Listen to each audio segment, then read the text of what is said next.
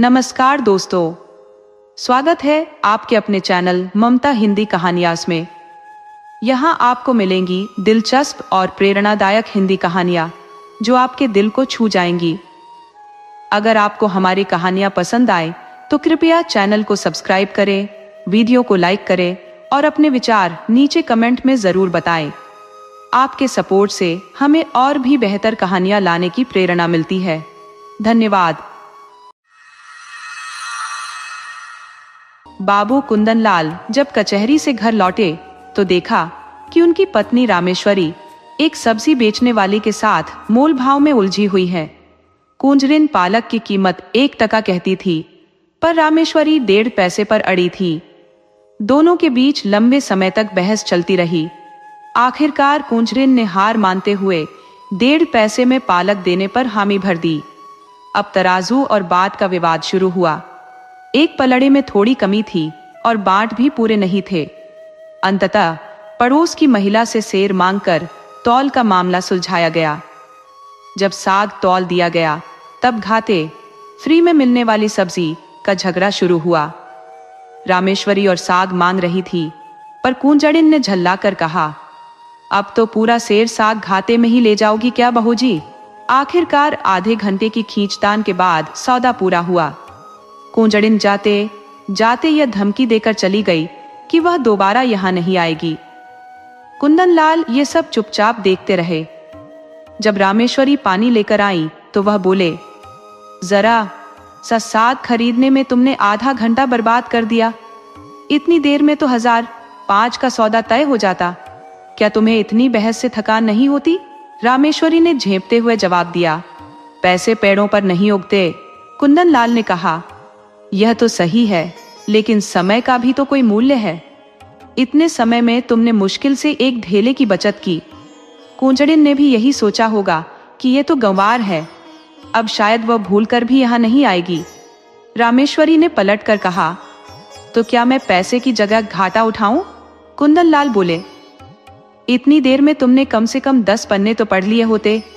परसों दूध वाले से लड़ाई, कल मेहरी से झीक और आज ये सब्जी वाली से बहस। क्या इसी में जिंदगी बर्बाद करनी है? कुंदनलाल अक्सर रामेश्वरी को उपदेश दिया करते थे। यह उनका दूसरा विवाह था और रामेश्वरी को घर आए अभी कुछ ही महीने हुए थे। पहले बड़ी ननद घर के काम संभालती थी, पर उनके साथ रामेश्वरी की पटरी नहीं बैठी। रामेश्वरी को लगता था कि वह जरूरत से ज्यादा खर्च कर रही है। ननद चली गई और रामेश्वरी ने घर की जिम्मेदारी संभाल ली। वह अपने पति को खुश रखने की पूरी कोशिश करती थी, लेकिन कुंदनलाल को हर रोज कोई न कोई नई बात सिखाने का मौका मिल ही जाता था। एक दिन दूध की बात पर भी बहस छिड़ गई। रामेश्वरी दूध गर्म करके लाई और कुंदनलाल के सिरहाने रखकर पान बनाने लगी। इतने में बिल्ली ने दूध पी लिया। रामेश्वरी को यह बात हजम नहीं हुई और इस पर भी चर्चा हो गई। रामेश्वरी ने गुस्से में अपनी रूल उठाई और इतनी ताकत से बिल्ली को दे मारी कि वह धड़ाम से 2-3 पलटियां खा गई। पास में कुंदनलाल आराम से लेटे हुए अखबार में डूबे थे। उन्होंने अखबार से नजर हटाए बिना कहा, और अगर वो मर जाती तो? रामेश्वरी ने बेपरवाह अंदाज में जवाब दिया, तो क्या हुआ, मेरा दूध क्यों चुराकर पी गई? कुंदनलाल ने गंभीरता से कहा, उसे मारने से क्या दूध वापस आ जाएगा? रामेश्वरी भड़क गई। जब कोई नुकसान करता है तो गुस्सा आना स्वाभाविक है, लेकिन गुस्सा आना उचित नहीं। पशु पर गुस्सा कर आदमी को भी पशु जैसा नहीं हो जाना चाहिए। आदमी और पशु में फर्क यही तो है, कुंदनलाल ने शांत लहजे में समझाया। कई मिनट तक वे दया, विवेक और सहिष्णुता का पाठ पढ़ाते रहे। उनकी बातें सुनकर रामेश्वरी की आंखों में पश्चाताप के आंसू छलक आए। कुछ दिन बाद जब रामेश्वरी ने एक भिखारी को झिड़क दिया तो कुंदनलाल ने फिर से अपना उपदेश देना शुरू कर दिया। बोले, अगर तुमसे नहीं उठाया जाता तो मुझे दे दो, मैं दे आऊं। किसी गरीब को ऐसे दुत्कारना सही नहीं है। रामेश्वरी ने चढ़े हुए स्वर में जवाब दिया। दिन भर भिखारियों की कतार लगी रहती है, कोई कितनी बार दौड़े? पूरा देश भिखमंगों से भर गया है शायद। कुंदनलाल ने हल्की मुस्कान के साथ कहा, उसी देश में तुम भी तो रहती हो। इतने भिखारी आते कहां से हैं? ये सब मेहनत क्यों नहीं करते? रामेश्वरी ने प्रश्न किया। कुंदन लाल ने कहा, कोई भी व्यक्ति काम मिलने पर भीख नहीं मांगता। हाँ, अगर कोई अपंग हो तो बात अलग है, उनके पास भिक्षा के अलावा और चारा ही क्या है? तो सरकार इनके लिए अनाथालय क्यों नहीं बनवाती? रामेश्वरी ने पूछा। जब स्वराज्य आएगा तब शायद यह संभव हो, अभी तो इसकी उम्मीद नहीं है, लेकिन स्वराज्य भी तभी आएगा जब धर्म होगा। रामेश्वरी ने तीखे स्वर में कहा, लाखों साधु, सन्यासी, पंडे, पुजारी मुफ्त का खा रहे हैं, क्या यह धर्म काफी नहीं है? अगर इस धर्म से स्वराज्य मिलता तो अब तक मिल चुका होता। कुंदन लाल ने संयमित स्वर में कहा, इसी धर्म की वजह से हिंदू जाति आज तक जीवित है, नहीं तो रोम, यूनान, ईरान, सीरिया की तरह इसका नामो निशान मिट चुका होता। रामेश्वरी ने तीव्र स्वर में पलटवार किया, आप इसे जीवित मानते हैं? मैं तो इसे उसी दिन मृत समझने लगी थी जिस दिन से यह गुलाम हो गई। जीवन का अर्थ है स्वाधीनता, गुलामी तो केवल मृत्यु है। कुंदन लाल ने चौंक कर युवती को देखा। उनके भूले चेहरे में यह विद्रोही सोच कहां से आ गई? उन्होंने कठोर स्वर में कहा, क्या फिजूल की बातें करती हो? न तो शर्म आती है, न ही जुबान को रोकती हो। रामेश्वरी पर वह फटकार मानो एक चुप्पी का ताला लगा गई। वह कुछ देर वहीं खड़ी रही और फिर धीरे धीरे कमरे से बाहर निकल गई। एक बार कुंदन लाल ने कुछ मित्रों को भोजन पर आमंत्रित किया। रामेश्वरी सुबह से ही रसोई में जुट गई और शाम तक खटती रही। ये मेहनत उसे बेमानी लग रही थी। अगर मेहमानों की दावत करनी थी तो भोजन तैयार करवाने का कोई इंतजाम क्यों नहीं किया गया? सारा बोझ उसी के सिर क्यों डाला गया? न उससे पूछा गया, न उसकी राय ली गई। अगर पूछा भी जाता तो शायद वह खुशी हामी भर देती, लेकिन तब उसे लगता कि वह खुद यह दावत कर रही है। अब उसे लग रहा था कि उसे जबरन काम कराया जा रहा है। खैर, खाना बना, मेहमानों ने खाया और चले गए, मगर मुंशी जी का चेहरा तना हुआ था। रामेश्वरी ने खींचकर पूछा, तुम क्यों नहीं खा लेते? क्या अब भी सुबह है? कुंदन लाल ने आंखें बड़ी कर कहा, क्या खाऊं? ये खाना है या बैलों का चारा? रामेश्वरी का तन बदन जल उठा। दिन भर की मशक्कत के बदले यह इनाम। वह चिढ़कर बोली, जितना मुझसे बन पड़ा मैंने बनाया। जो चीज मेरे वश में नहीं है उसके लिए क्या करूं? पूड़ियां कच्ची और सूखी है, होंगी। कचौड़ियों में इतना नमक है कि किसी ने हाथ तक नहीं लगाया। होगा। हलवे में कच्चापन है, ठीक से भुना नहीं गया। आता होगा। शोरबा इतना पानी जैसा है जैसे चाय। होगा। कुंदन लाल ने गंभीर स्वर में कहा, स्त्री का पहला धर्म है कि वह रसोई के काम में निपुण हो। इसके बाद उपदेशों का सिलसिला शुरू हुआ और रामेश्वरी ऊब कर कमरे से बाहर चली गई। 5-6 महीने बीते। एक दिन कुंदन लाल के दूर के रिश्तेदार मिलने आ पहुंचे।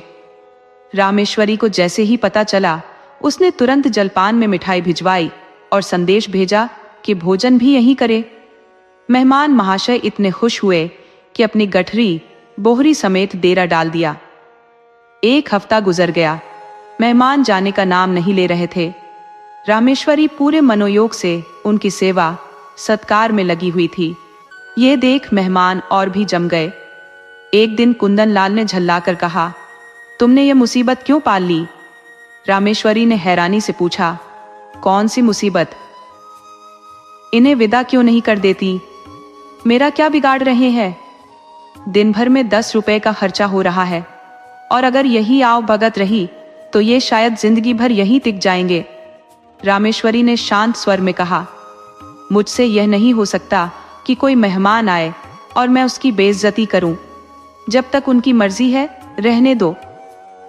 ऐसे फोकट खोरों की आव भगत करना तो सीधे अपने पैरों पर कुल्हाड़ी मारना है। अगर तुमने इन्हें इतना सिर न चढ़ाया होता तो ये कब के रफू चक्कर हो चुके होते। जब दिन में 3 बार भरपेट खाना और पान की बेहिसाब सेवा मिल रही हो तो फिर भला कौन अपना घर याद करेगा? रोटी का भिखारी बनना कोई अच्छी बात नहीं है। किसे खिलाना चाहिए और किसे नहीं, इसका विवेक होना चाहिए। ऐसे निकम्मे लोगों को खिलाना पिलाना उनके जीवन का नाश करना है। जहर तो केवल देह को खत्म करता है, पर यह आव भगत उनकी आत्मा को पूरी तरह बर्बाद कर देती है। अगर ये महाशय 1 महीने और यहाँ टिक गए तो इनके हाथ से काम धंधा हमेशा के लिए छूट जाएगा। इसका सारा इल्जाम तुम्हारे सिर होगा। कुंदन लाल ने अपनी दलीलों का पहाड़ खड़ा कर दिया। तर्कों की बौछार होती रही। रामेश्वरी खिसियाई हुई चुपचाप वहां से चली गई। यह ख्याल उसके दिमाग में बार बार उमड़ता कि कुंदन लाल कभी उससे संतुष्ट हो सकते हैं या उनके ताने और उपदेश कभी खत्म होंगे। एक दिन गांव से ताजा भैंस का घी आया। बाजार के घी का स्वाद तो जैसे नाक में दम कर रहा था। रामेश्वरी ने घी को खौलाया, उसमें लौंग डाली और फिर कढ़ाई से निकालकर एक मटकी में भर दिया। उसकी खुशबू से पूरा घर महक उठा। महरी जब बर्तन धोने आई तो उसने सोचा कि मटकी को चौके से उठाकर आले पर रख दे, लेकिन जैसे ही उसने मटकी उठाई वह हाथ से फिसलकर जमीन पर जा गिरी।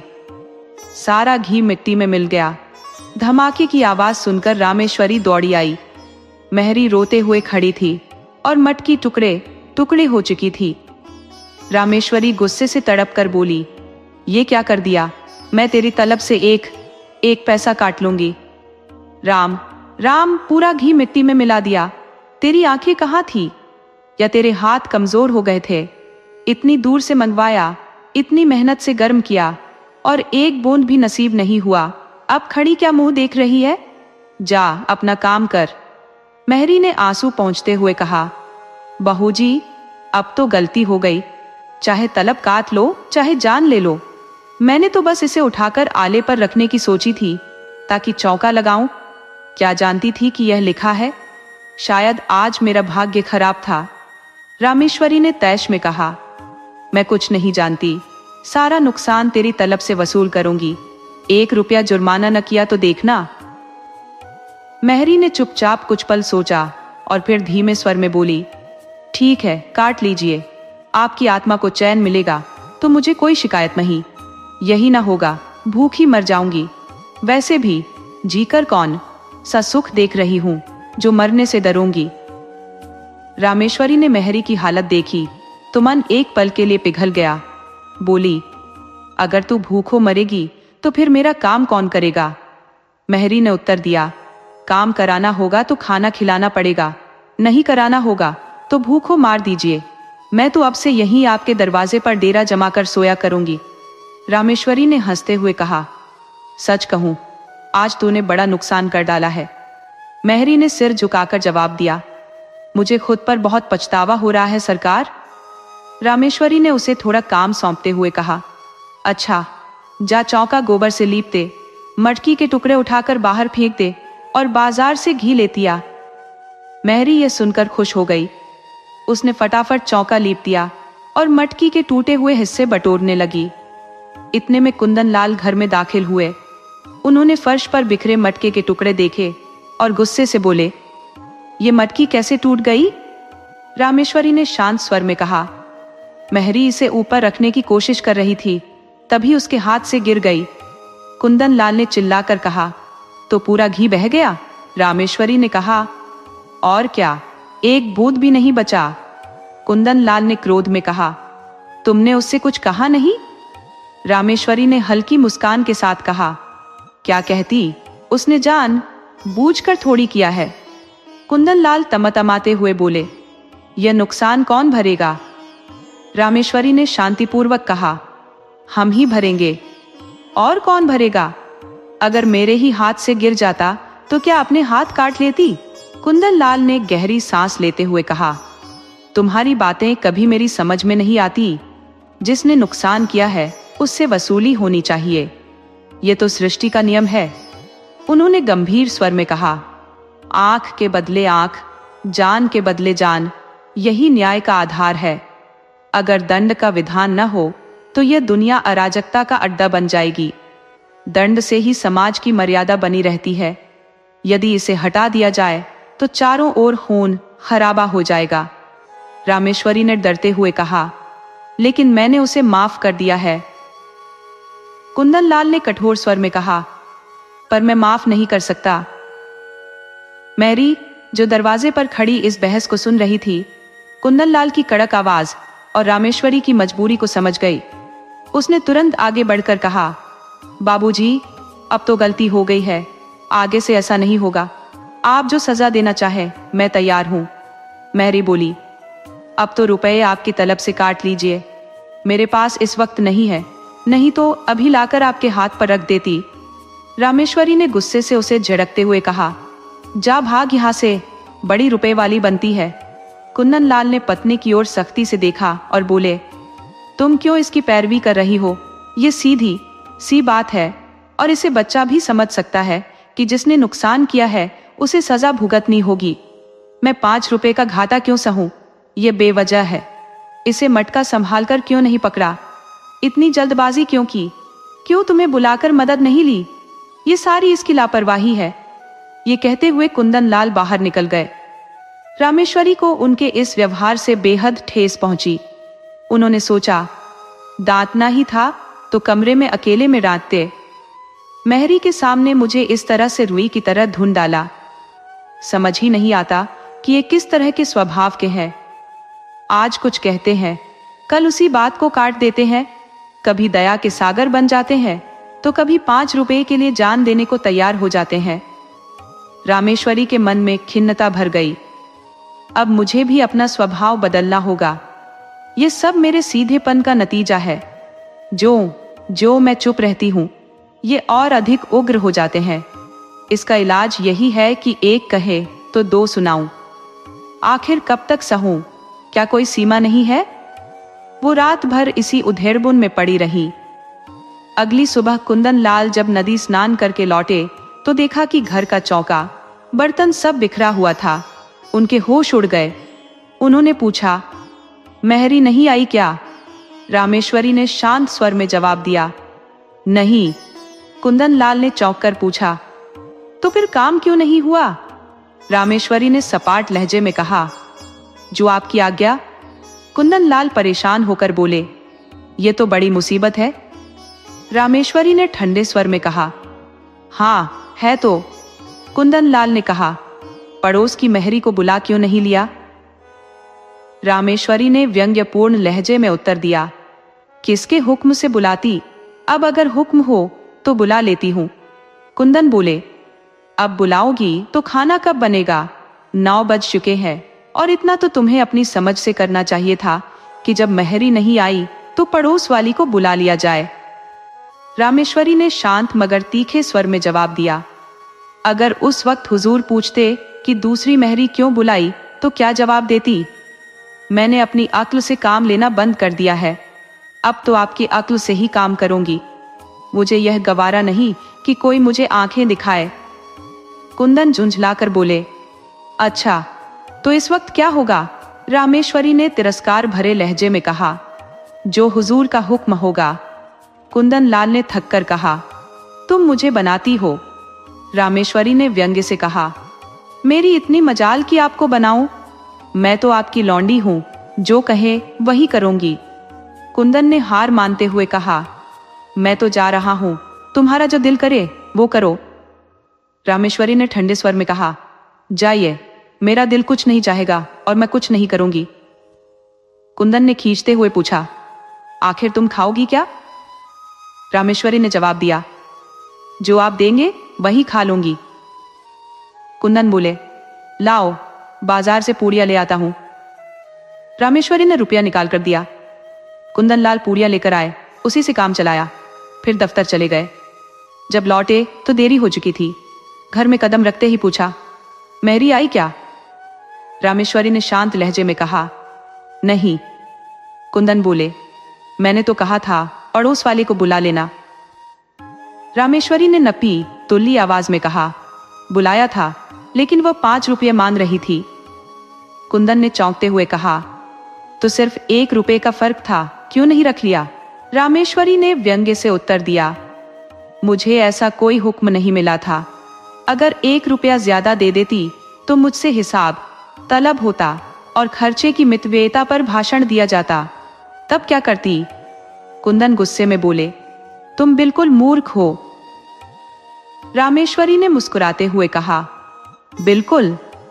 कुंदन लाल ने थककर पूछा, तो अब भी खाना नहीं बनेगा? रामेश्वरी ने बेपरवाह अंदाज में कहा, मजबूरी है। कुंदन लाल ने सिर पकड़कर चारपाई पर बैठ गए। पूड़ियां उन्हें पसंद नहीं थी, लेकिन कोई चारा भी नहीं था।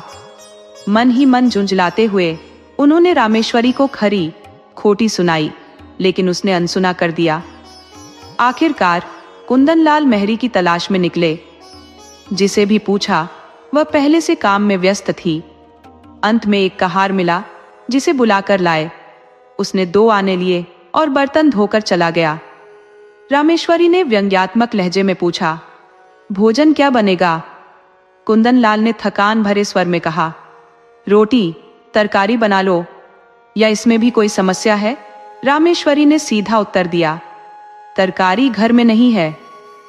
कुंदन लाल गुस्से से बोले, दिन भर बैठी रही, तरकारी भी नहीं ला सकती थी? अब इतनी रात गए, तरकारी कहाँ मिलेगी? रामेश्वरी ने ठंडे स्वर में कहा, मुझे तरकारी लाने का हुक्म नहीं मिला था। अगर कुछ ज्यादा खर्च हो जाता तो? कुंदन लाल ने विवशता से दांत पीसते हुए कहा, आखिर तुम चाहती क्या हो? रामेश्वरी ने शांत स्वर में कहा, कुछ नहीं, बस अपमान नहीं चाहती। कुंदन बोले, तुम्हारा अपमान कौन करता है? रामेश्वरी ने सीधा जवाब दिया, आप करते हैं। कुंदन ने हैरानी जताई, तो क्या मैं घर के मामलों में कुछ न बोलूं? रामेश्वरी ने कहा, आप न बोलेंगे तो कौन बोलेगा? मैं तो बस हुक्म मानने वाली हूं। रात रोटी दाल खाकर किसी तरह कटी। दोनों लेट गए। रामेश्वरी को फटाफट नींद आ गई, लेकिन कुंदन लाल करवटें बदलते रहे। उनके मन में ख्यालों का तूफान था। सोचने लगे, अगर रामेश्वरी ऐसे ही असहयोग करेगी तो घर का काम एक दिन भी नहीं चलेगा। आज तो जैसे तैसे खाना मिला। इसकी सोच ही उलटी है। मैं समझाने की कोशिश करता हूं, लेकिन इसे लगता है मैं डांट रहा हूं। मुझसे बिना बोले रहा भी तो नहीं जाता। लेकिन अगर बोलने का यही नतीजा है तो चुप रहना ही बेहतर है। कुंदन ने मन ही मन फैसला किया, नुकसान हो जाएगा तो हो जाए, लेकिन रोज रोज की खिचखिच खत्म हो। मेहरी से पैसे वसूलने की बात रामेश्वरी को खल गई, और सच में वो गलत थी। न पैसे मिले न मेहरी रही, उल्टा और परेशानी झेलनी पड़ी। कुछ देर और सोचने के बाद कुंदन ने रामेश्वरी को जगा दिया। बोले, कितना सोती हो तुम? रामेश्वरी ने मुस्कुराते हुए कहा, मजदूरों को नींद अच्छी आती है। कुंदन बोले, चिढ़ाओ मत, मेहरी से पैसे वसूलने की बात जाने दो। रामेश्वरी ने मजाकिया लहजे में कहा, वो तो ले खड़ी होगी शायद। कुंदन ने गंभीरता से कहा, अगर उसे पता चलेगा कि पैसे नहीं वसूलेंगे तो शायद काम पर वापस आ जाएगी। रामेश्वरी ने सहमति जताते हुए कहा, अच्छी बात है, कहला भेजूंगी। कुंदन ने ठानते हुए कहा, आज से मैं कान पकड़ता हूं, तुम्हारे मामलों में कुछ नहीं बोलूंगा। रामेश्वरी ने ताना मारते हुए कहा, और अगर मैं पूरा घर लुटा दूं तो? कुंदन बोले, लुटा दो चाहे मिटा दो, लेकिन मुझसे रूठो मत। अगर किसी बात में मेरी राय चाहिए होगी तो पूछ लेना, वरना मैं कुछ नहीं कहूंगा। रामेश्वरी ने गहरी सांस लेते हुए कहा, मैं अपमान सहन नहीं कर सकती। कुंदन ने हाथ जोड़कर कहा, इस गलती को माफ करो। रामेश्वरी ने थोड़ा झिझकते हुए पूछा, सच्चे दिल से कह रहे हो ना? कुंदन ने सिर हिलाते हुए कहा, सच्चे दिल से। दोस्तों, आपको कहानी कैसी लगी? अपने सुझाव कमेंट करना न भूले। तो चलिए आज की अगली कहानी शुरू करते हैं।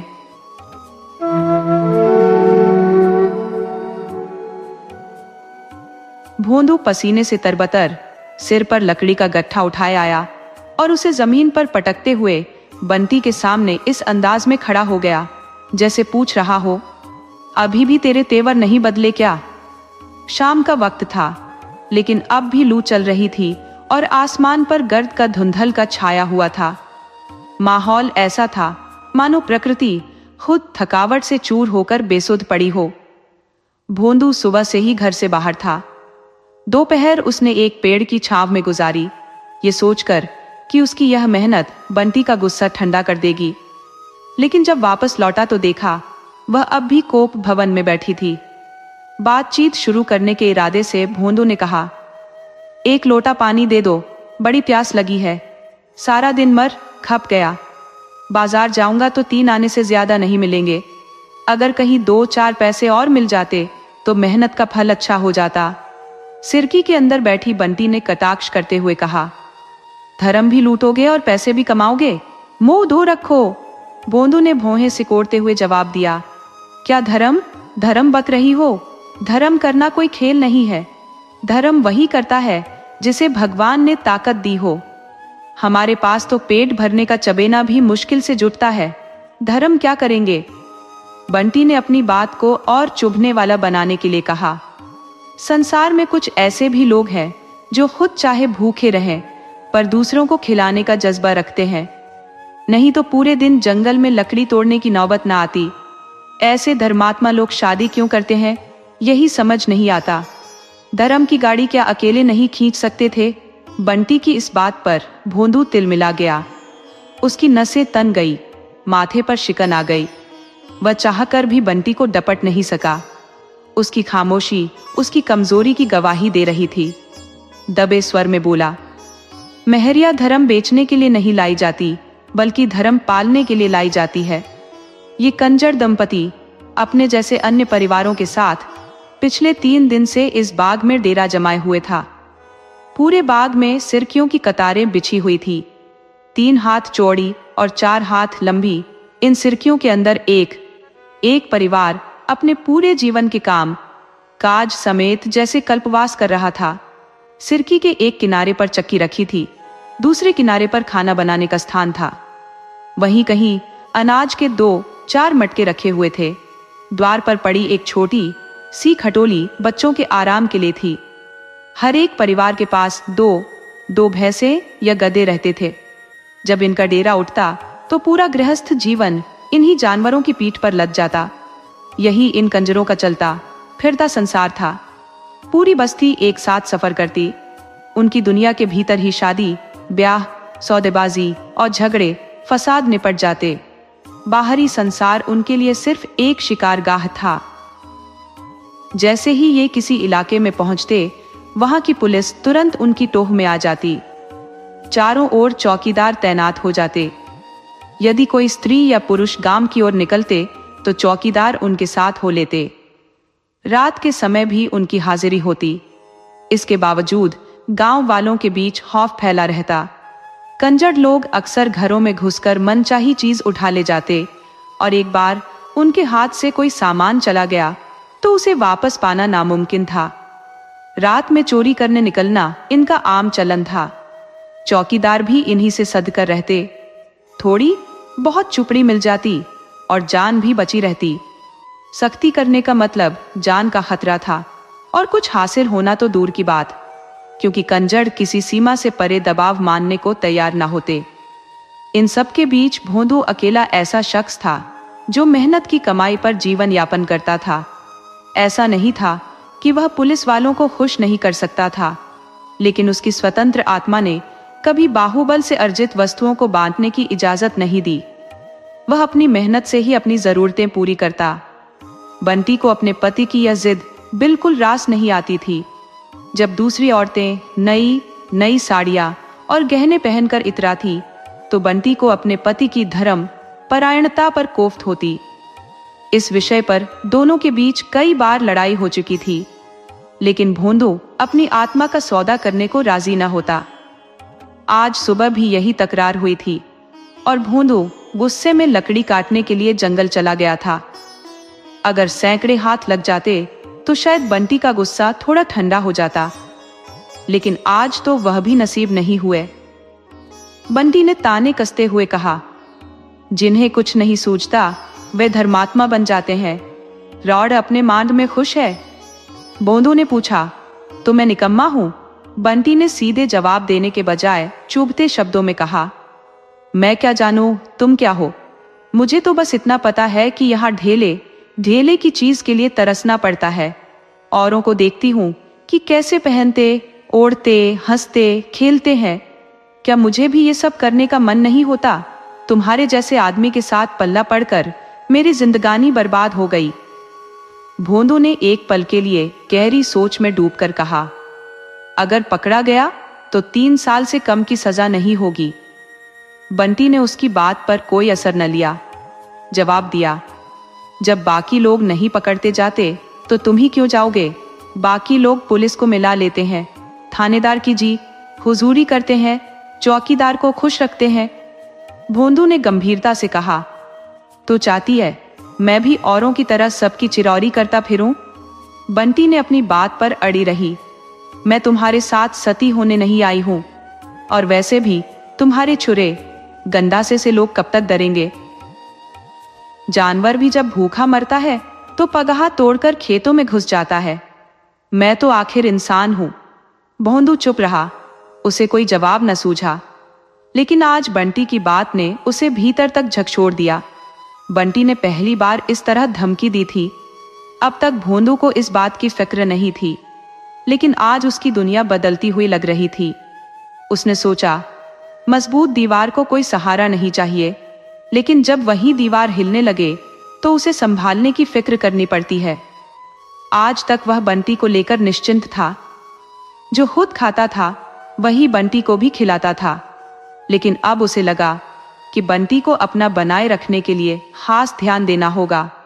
सूरज ढलने को था। भोंदू ने देखा कि उसका गधा चरकर चुपचाप वापस लौट रहा है। भोंदू ने कभी उसकी देखभाल की परवाह नहीं की थी, क्योंकि गधा मालिक बदलने की धमकी तो नहीं दे सकता था। लेकिन आज उसने गधे को पुचकारा, उसकी पीठ थपथपाई और उसे पानी पिलाने के लिए डोल और रस्सी लेकर चल पड़ा। अगली ही रात कस्बे के एक धनी ठाकुर के घर चोरी हो गई। भोंदू उस रात अपने डेरे पर नहीं था। जब चौकीदार ने बंटी से पूछा तो उसने कहा, वह जंगल से अभी तक नहीं लौटा। सुबह भोंदू लौटा। उसकी कमर में रुपयों की एक थैली लटकी हुई थी। उसमें कुछ सोने के गहने भी थे। बंटी ने तुरंत गहनों को उठाकर एक पेड़ की जड़ में गाड़ दिया। रुपये तो वैसे भी पहचान में नहीं आते। भोंदू ने पूछा, अगर कोई पूछे कि इतने रुपये कहाँ से आए तो क्या कहेगी? बंटी ने नटखट अंदाज में आंखें घुमाते हुए कहा, कह दूंगी, क्यों बताऊं? दुनिया कमाती है तो किसी से हिसाब लेने जाती है क्या? हम ही क्यों अपना हिसाब दे? भोंदू ने थोड़ी चिंतित मुद्रा में सिर हिलाकर कहा, इससे गला नहीं छूटेगा बंटी, तू कह देना। मैं कई महीनों से 2-4 रुपए बचाकर जमा कर रही थी। हमारा खर्च ही कितना बड़ा है। दोनों ने मिलकर बहाने तैयार किए। जड़ी बूटियां बेचते हैं, एक जड़ी के लिए मुट्ठी रुपये मिल जाते हैं। खस, सैकड़े, जानवरों की खाल, नख, चर्बी, सब कुछ बेचते हैं। इन जवाबों से निश्चिंत होकर दोनों बाजार चले।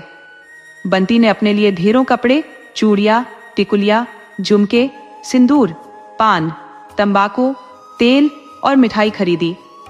फिर दोनों शराब की दुकान पहुंचे।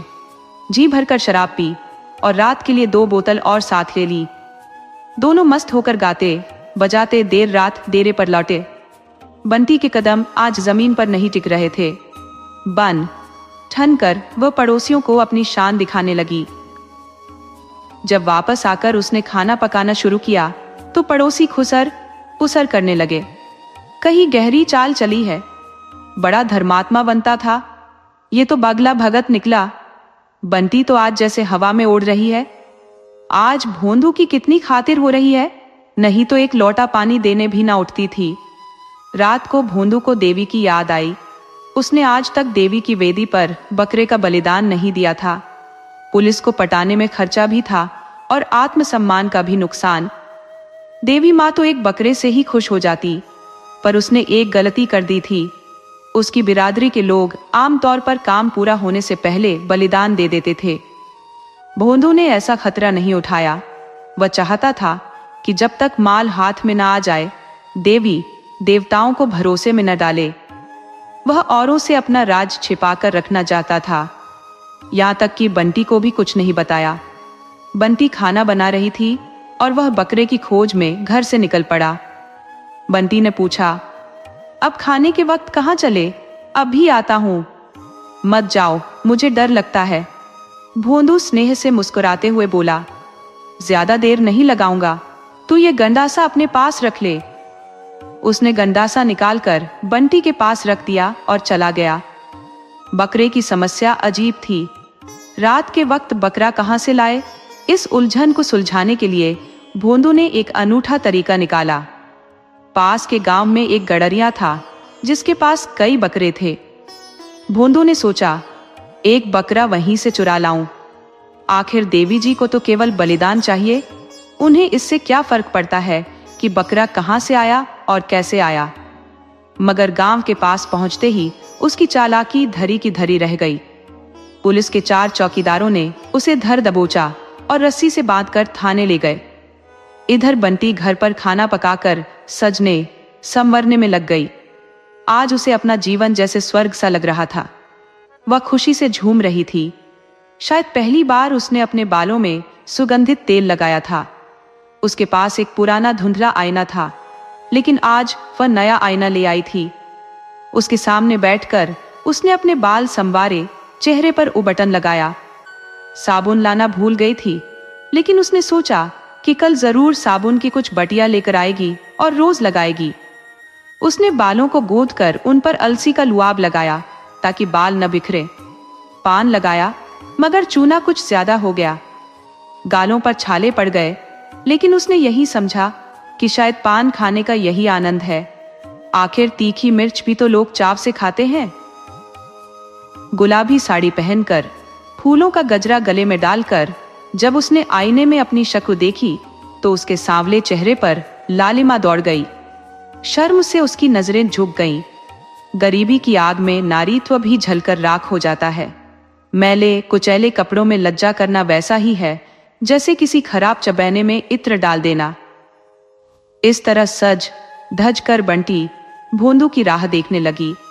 जब वह काफी देर तक नहीं आया तो बंटी का दिल झुंझलाने लगा।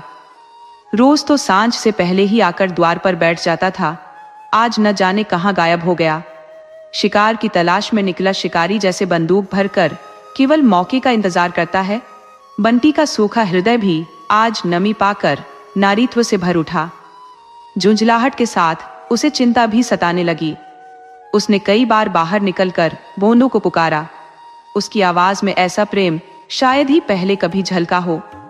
उसे कई बार लगा कि भोंदू आ रहा है। हर बार वह दौड़कर भीतर जाकर आईने में अपना चेहरा देखती कि कहीं कुछ गड़बड़ तो नहीं। उसकी बेचैनी बढ़ती जा रही थी। ऐसी उलझन, ऐसा इंतजार उसने पहले कभी महसूस नहीं किया था। पूरी रात वह भोंदू के इंतजार में जागती रही। जैसे जैसे रात बीतती गई, उसकी बेचैनी और डर और गहरा होता गया। आज जैसे बंटी के जीवन में किसी नई सुबह का आगाज हुआ था, मगर दुर्भाग्य ने उसे घेर लिया। सुबह जब उसकी आंख खुली तो अभी चारों तरफ हल्का अंधेरा पसरा हुआ था। रात भर की बेचैनी और जागरण ने उसकी आत्मा को खिन्न कर दिया था। थकावट ने उसकी देह को जकड़ रखा था और राह रहकर एक अदृश्य वेदना उसके भीतर उठ रही थी। उसकी आंखें बार बार भर आ रही थी। तभी अचानक किसी ने आकर बताया, अरे बंटी, भोंदू को रात पुलिस ने धर लिया। थाने तक पहुंचते पहुंचते बंटी का हाल बेहाल हो चुका था। पसीने से तरबतर उसकी सांसें फूल रही थी। उसके चेहरे पर भोंदू के लिए दया नहीं, बल्कि गुस्से की लकीरें थी। उसे लगता था कि पूरी दुनिया यही काम करती है और फिर भी सुख शांति से जीती है। भोंदू को कोसते हुए उसने मन ही मन कहा, अगर तुमसे ये काम नहीं बनता था तो साफ साफ कह देते। मैंने ये थोड़े ही कहा था कि आग में छलांग लगा दो। थाने पहुंचते ही थानेदार ने अपने ठेठ अंदाज में डांट लगाई, यही है भोंदू की औरत, इसे भी अंदर कर लो। बंटी ने भी फौरन जवाब दिया, हाँ हाँ पकड़ लो, यहाँ किसी से डरने वाले नहीं है। जब हमने कोई गुनाह किया ही नहीं तो डर किस बात का। थाने में अफसरों और सिपाहियों की नजरें अब बंटी की ओर टिक गई। उसके आत्मविश्वास ने सबको चकित कर दिया। भोंदू, जो अब तक धूप में बैठा हुआ था, उसे छांव में ले जाया गया। उसके दोनों हाथ पीछे बंधे हुए थे और उसकी काली धूल भरी देह पर जूतों और कोड़ों की ताजे खून से सनी हुई मार के निशान साफ झलक रहे थे। उसने बंटी की ओर देखा, मानो कहना चाहता हो, इनकी बातों में मत आना, ये सब धोखा है। थानेदार ने फिर गरज कर कहा, जरा इसकी हिम्मत तो देखो, जैसे कोई देवी है। मगर इस भ्रम में मत रहना, मैं तुम जैसे लोगों की नस नस पहचानता हूं। सीधे कबूल कर लो और चोरी का सारा माल लौटा दो, वरना चमड़ी उधेड़ दूंगा। भोंदू ने दर्द से कराहते हुए कहा, क्या कबूल करूं? जो देश को लूटते हैं उनसे तो कोई कुछ नहीं कहता, और जो मेहनत से अपनी रोटी कमाते हैं उनकी गर्दन काटने पुलिस हमेशा तैयार रहती है। हमारे पास तुम्हें देने के लिए रिश्वत नहीं है। थानेदार का चेहरा गुस्से से लाल हो गया। उसने आदेश दिया, लाल मिर्च की धूनी लगाओ, इसे कोठरी में बंद करके इतनी मिर्च जलाओ कि इसका दम घुट जाए। अभी सारा सच उगल देगा। भोंदू ने निर्भीकता से उत्तर दिया, दारोगा साहब, चाहे मेरी बोटी काट डालो, मगर कुछ हाथ नहीं लगेगा। तुमने मुझे पूरी रात पटवाया है, मेरी हर हड्डी टूट चुकी है। कोई और होता तो अब तक मर गया होता, लेकिन तुम सच का एक कतरा भी नहीं पा सकोगे। क्या तुम यह सोचते हो कि आदमी के लिए रुपये पैसे उसकी जान से बढ़कर होते हैं? जान बचाने के लिए ही तो इंसान हर तरह के पाप करता है। धूनी सुलगाकर भी देख लो। दारोगा जी को अब यकीन हो गया कि भोंदू जैसे पत्थर दिल को झुकाना नामुमकिन है। भोंदू के चेहरे पर किसी शहीद का सा समर्पण झलक रहा था। यद्यपि उनके आदेश का पालन शुरू हो चुका था, सिपाहियों ने भोंदू को एक छोटी सी कोठरी में ठूंस दिया और मिर्चें लाने के लिए 2 सिपाही दौड़ पड़े। लेकिन दारोगा की रणनीति अब बदल रही थी। उधर बंटी का दिल चिंता और गुस्से के मिले झूले भावों से फटा जा रहा था। उसे मालूम था कि चोरी कबूल कर लेना उनके समुदाय के लिए बहुत बड़ी शर्म की बात थी। लेकिन क्या सच में ये लोग मिर्च की धूनी सुलगा देंगे? क्या इनके दिल में इतनी भी इंसानियत नहीं? सोचते सोचते बंटी की हालत खराब हो रही थी। उसे याद आया कि जब रसोई में गलती से मिर्च जल जाती है तो खांसी और छींक से दम घुटने लगता है, और यहाँ तो भोंदू की नाक के पास मिर्च सुलगाई जा रही थी। इसका मतलब था कि वे सचमुच उसकी जान ले लेंगे। हिम्मत जुटाते हुए बंटी ने आवाज लगाई, दारोगा जी, तुम ये समझ रहे होगे कि इन गरीबों का कोई सहारा नहीं है, लेकिन मैं तुम्हें साफ कह रही हूँ, मैं ऊपर तक रत्ती बताऊंगी। अगर भला चाहते हो तो उसे छोड़ दो, नहीं तो अंजाम बुरा होगा। दारोगा जी ने बंटी की बात पर हंसते हुए कहा, अरे तुझे क्या लेना देना, अगर वह मर भी जाए तो किसी और के साथ जिंदगी बसर कर ले। जो कुछ उसने चुराया होगा वह तो तेरे ही पास होगा। क्यों नहीं कबूल कर उसे छुड़ा लेती? मैं वादा करता हूं कि कोई केस दर्ज नहीं करूंगा। बस सारा माल लौटा दो। आखिर वही तेरे झूठे सपने होंगे, गुलाबी साड़ी, पान और इत्र। तूने ही उसे फुसलाया होगा। देख उसकी हालत क्या हो रही है और तू खड़ी तमाशा देख रही है। शायद बंटी के दिल को अब तक यह भरोसा था कि ये लोग इतनी दरिंदगी पर नहीं उतरेंगे, मगर जब सच में धूनी सुलगा दी गई, मिर्च की तीखी झार पूरे कमरे में फैल गई और भोंदू के खांसने की आवाजें सुनाई देने लगी, तो बंटी की रूह कांप उठी। उसका सारा साहस एक पल में बिखर गया। उसने दौड़कर दारोगा जी के पैरों पर गिरते हुए गिड़गिड़ा कर कहा, मालिक मुझ पर रहम करो, मैं सब कुछ लौटा दूंगी। दारोगा जी ने तुरंत धूनी हटाने का आदेश दिया। भोंदू ने कमजोरी भरे स्वर में पूछा, धूनी क्यों हटाई जा रही है? एक चौकीदार ने तीखे स्वर में जवाब दिया, तेरी औरत ने सब कबूल कर लिया है। भोंदू की नाक, आंख और मुंह से पानी बह रहा था। उसका सिर चकरा रहा था। गले से आवाज भी मुश्किल से निकल रही थी, मगर उस वाक्य ने उसे झकझोर दिया। उसकी मुट्ठियां कस गई। वह गरजते हुए बोला, क्या कहा? क्या कबूल किया? चौकीदार ने ठंडे लहजे में कहा, सब कुछ। चोरी पकड़ी गई। दारोगा जी अभी माल बरामद करने गए हैं। पहले ही कबूल कर लेते तो ये सब झेलना नहीं पड़ता। भोंदू गुस्से में गरजते हुए बोला, वो झूठ बोल रही है। वहीं पास में ही माल भी बरामद हो गया था, लेकिन तुम अपनी ही सुनाए जा रहे हो। परंपरा की मर्यादा टूटने की लज्जा में भोंदू का सिर शर्म से झुक गया। इस अपमान के बाद अब उसे अपना जीवन एक बोझ लगने लगा। दया, घृणा और तिरस्कार, हर भावना उसे अब बेकार लग रही थी। अपने समाज में वह गिर गया था। तभी बंटी आकर उसके सामने खड़ी हो गई। वह कुछ कहना चाह रही थी, लेकिन भोनू के गुस्से भरे चेहरे को देखकर उसकी जुबान बंद हो गई। बंटी को देखते ही भोनू की चोट खाई हुई इज्जत किसी घायल सांप की तरह तड़प उठी। उसने बंटी को जलती हुई लाल आंखों से देखा, मानो उन आंखों से आग बरस रही हो। बंटी डर के मारे सिर से पांव तक कांप गई और उलटे पांव वहां से भाग खड़ी हुई।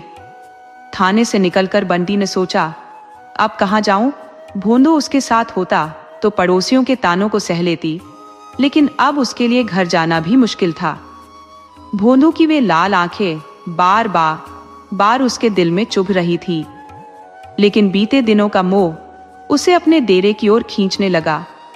शराब की बोतल अभी भी आधी भरी थी और छींके पर रखी फुलौड़ियां भी इंतजार कर रही थी। दोपहर हो चुकी थी। जब बंटी पहाड़ पर पहुंची तो वहां सन्नाटा पसरा हुआ था।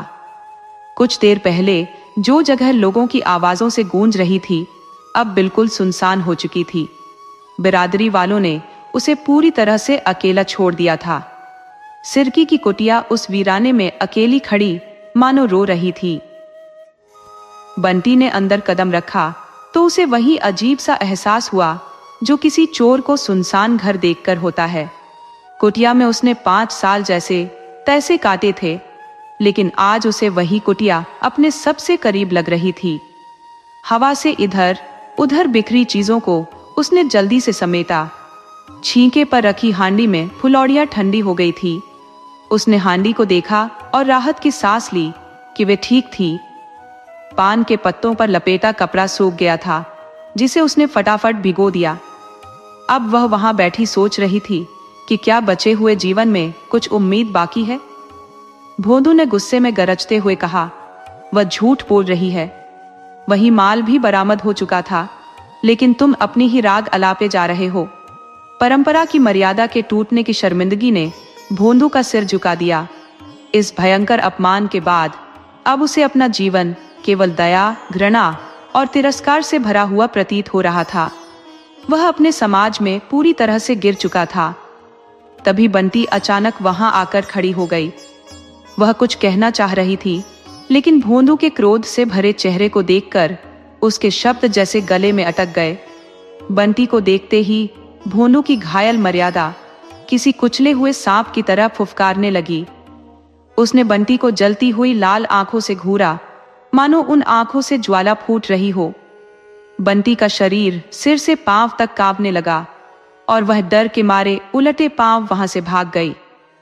थाने से बाहर आकर बंटी ने सोचा, अब मैं कहां जाऊं? अगर भोंदू साथ होता तो वह पड़ोसियों के ताने उलाहने झेल लेती, लेकिन अब घर लौटना असंभव लग रहा था।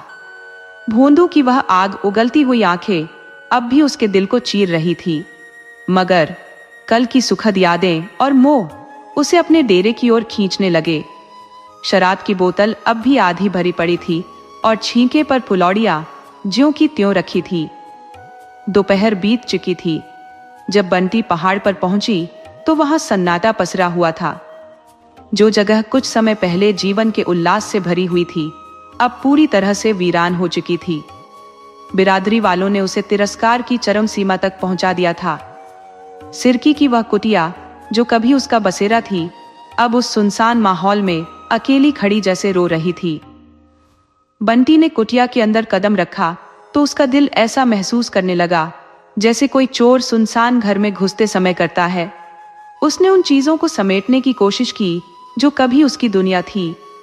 इस कुटिया में उसने आंसुओं के सहारे 5 साल बिताए थे, लेकिन आज वही कुटिया उसे अपने दिल के सबसे करीब लग रही थी। हवा के झोंकों से कुछ सामान इधर उधर बिखर गया था। उसने फुर्ती से सब कुछ ठीक किया। छींके पर रखी हांडी में फुलौड़ियां ठंडी पड़ चुकी थी। शायद किसी बिल्ली ने उन पर झपट्टा मारा था। उसने हांडी उठाई और राहत की सांस ली कि फुलौड़ियां सुरक्षित थी। पान पर रखा कपड़ा सूख चुका था, जिसे उसने जल्दी से भिगो दिया। अब वो वहां बैठी सोचने लगी कि क्या उसके जीवन में कोई उम्मीद बाकी है, या यह अंतहीन अंधेरा ही उसकी नियति बन चुका है। किसी के कदमों की आहट सुनकर बंटी का दिल जोर से धड़क उठा। भोंदू आ रहा है, उसने सोचा। उसकी वहीं जलती अंगारे सी आंखें, यह ख्याल आते ही उसके रोंगटे खड़े हो गए। भोंदू के गुस्से का सामना उसने पहले भी किया था, लेकिन इस बार स्थिति कुछ और गंभीर लग रही थी। उसने खुद को संभालने की कोशिश की। क्यों मारेगा? उसने खुद से पूछा।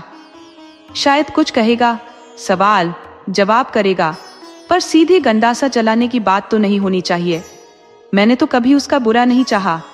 मैंने तो उसकी आफत में जान बचाई थी। मर्यादा उसके लिए जरूरी हो सकती है, लेकिन मेरे लिए जान से बढ़कर कुछ नहीं। क्या इतनी सी बात पर वह मेरी जान ले लेगा? उसने सिरकी के दरवाजे से झांका। वहां भोंदू नहीं था, केवल उसका गधा धीरे धीरे चलकर आ रहा था। बंटी ने चैन की सांस ली। आज वह उस गधे को देखकर इतनी खुश हुई मानो नहर से भाई तका मांदा मिठाई की पोटली ली आ रहा हो। उसने गद्दे की गर्दन पर हाथ फेरा और उसके थूथन को अपने चेहरे से सटा लिया। जिस गद्दे से उसे कभी चिढ़ होती थी, आज वही उसे सबसे अपना लग रहा था। लेकिन भोंदू की जलती हुई आंखों का ख्याल अब भी उसे परेशान कर रहा था। क्या वह मुझे नहीं छोड़ेगा? उसने सोचा। मैं उसके पैरों पर गिरकर रोऊंगी, क्या तब भी उसकी आंखों में दया नहीं आएगी? यही आंखें तो वह कितनी बार सराहा करता था। जब इनमें आंसू बहते देखेगा तब भी उसका दिल नहीं पिघलेगा। बंटी ने शराब की बोतल उठाई और चुक्कड़ में डालकर पी ली। छीके से फुलौड़ियां उतारी और खाने लगी। अगर मरना ही है तो अधूरी ख्वाहिशें क्यों छोड़ूं? उसने खुद से कहा। लेकिन जलती हुई आंखों की छवि उसके दिमाग में बार बार कौंध रही थी। उसने दूसरा चुक्कड़ भरा और पी गई। जहरीले ठर्रे की गर्मी ने उसके सिर को चढ़ा दिया। बोतल आधी खाली हो चुकी थी। भोंदू पूछेगा, तूने इतनी शराब क्यों पी? उसने सोचा। तो मैं कह दूंगी, हाँ पी, क्यों न पीऊं? सब कुछ इसी का नतीजा है। मैं एक बूंद भी नहीं छोड़ूंगी। जो होगा देखा जाएगा। भोंदू मुझे मार नहीं सकता, वह इतना निर्दयी नहीं है। फिर उसने चुक्कड़ भरा और पी गई। पिछले 5 सालों के वैवाहिक जीवन की स्मृतियां उसकी आंखों के सामने घूमने लगी। सैकड़ों बार दोनों के बीच झगड़े हुए थे, लेकिन आज उसे लग रहा था कि हर बार गलती उसी की थी। बेचारा जो भी कमाता था मेरे हाथ पर रख देता था। अपने लिए कभी कुछ नहीं लेता था। भोर से रात तक मेहनत करता था। जो काम उससे नहीं होता था उसमें उसका क्या दोष? उसकी आंखों से आंसू बहने लगे। मगर ठर्रे की गर्मी और डर की आग उसके दिल में उथल पुथल मचाए हुए थी। अचानक एक सिपाही आकर बोला, अरे बंटी, कहाँ हो? चलो देखो, भोंदुआ का बुरा हाल हो गया है। अब तक तो चुपचाप पड़ा था, फिर अचानक जाने क्या सोचकर पत्थर पर अपना सिर पटक दिया। लहू लुहान हो गया। अगर हम दौड़कर उसे न पकड़ते तो अब तक खत्म हो चुका होता। 1 महीना गुजर चुका था। शाम का वक्त था। आसमान में गहरे बादल छाए थे और तेज बारिश हो रही थी। भोंदू की सिरकी अब भी वीरान जगह पर खड़ी थी। वह खटोली पर अधमरा सा पड़ा था। चेहरा पीला पड़ चुका था और शरीर एकदम कमजोर लग रहा था। वह सहमी हुई नजरों से बारिश को ताक रहा था। चाहकर भी खड़ा होकर बाहर नहीं देख पा रहा था। इसी बीच बंटी दूर से आती दिखी। सिर पर घास का भारी बोझ, गुलाबी साड़ी जो अब चिथड़ों में बदल चुकी थी और बारिश से तरबतर, लेकिन उसके चेहरे पर अजीब सी खुशी झलक रही थी। उसकी आंखों में अब न तो कोई दुख था न कोई पछतावा। हर हाव भाव में एक नई ऊर्जा, एक नई चमक थी। भोंदू ने कमजोर आवाज में कहा, तू इतनी भीग रही है, अगर बीमार पड़ गई तो कौन पानी भी देने वाला रहेगा? मैं कहता हूं, तो क्यों इतनी जान खपा रही है? 2 घट्टे तो बेच चुकी थी, तीसरा लाने की क्या जरूरत थी?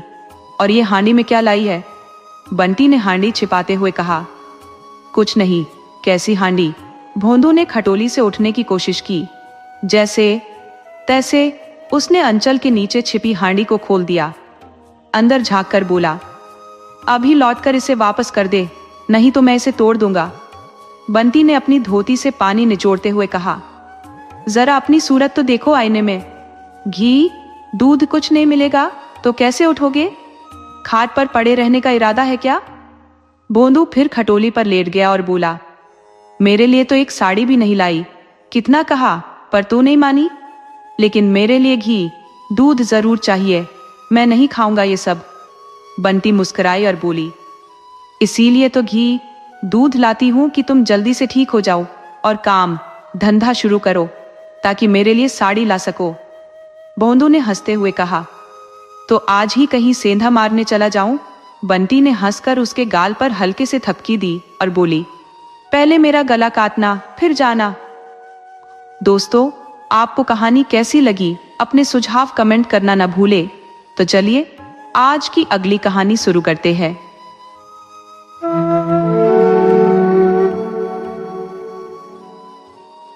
रूप और यौवन के चंचल खेल के बाद कोकिला अब अपने कलंकित अतीत की गाथाओं को आंसुओं से धोने का प्रयास कर रही थी।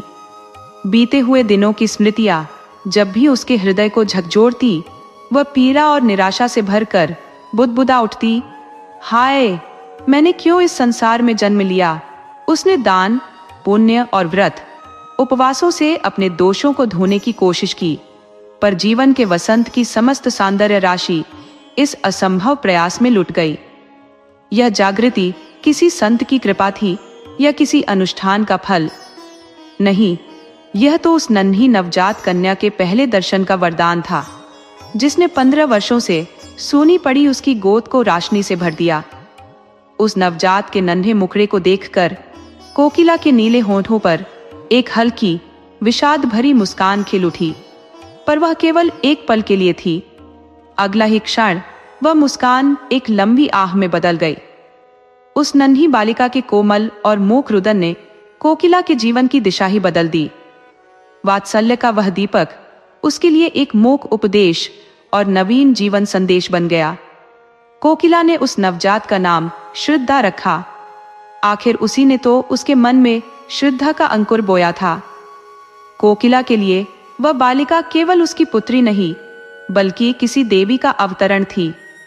जब सहेलियां उसे बधाई देने आती तो कोकिला उसे उनकी दृष्टि से बचाकर रखती। उसे यह सोचकर भय होता कि कहीं उनकी पापमयी निगाहें उसकी पवित्र श्रद्धा को दूषित न कर दे। श्रद्धा अब कोकिला का समर्पण, उसकी आत्मा और जीवन का दीपक थी। वह उसे गोद में लेकर उसकी निश्चलता को निहारती और सोचती, क्या यह पवित्र ज्योति भी कभी वासना के थपेड़ों का शिकार होगी? क्या मेरे प्रयास व्यर्थ जाएंगे? वह मन ही मन प्रार्थना करती, हे भगवान, मेरी श्रद्धा को किसी भी बुराई से बचाना। कोकिला ने नारी जीवन के सर्वोच्च आदर्शों को अपने आचरण से श्रद्धा के सम्मुख प्रस्तुत किया। 16 वर्षों में भोली भाली श्रद्धा एक सौम्य, लज्जाशील नव यौवना बन गई थी। उसकी विद्या की लगन ने उसे अनोखा बना दिया था, लेकिन उसकी गंभीरता और अभिमान ने उसे बाकी दुनिया से दूर कर दिया। श्रद्धा के व्यक्तित्व की विलक्षणता उसे औरों से भले अलग करती हो, पर उसकी मां को उसके भविष्य को लेकर हमेशा सतर्क और सजग रखती थी। वात्सल्य के सघन छाव, सहेलियों की दूरी बनाने और किताबों की दुनिया में डूबने से अगर श्रद्धा के स्वभाव में आत्मगौरव आ गया तो इसमें आश्चर्य कैसा। उसे किसी से संवाद करने का हक नहीं था। विद्यालय में बड़ी घरों की लड़कियां उसके पास बैठना अपनी बेइज्जती समझती थी।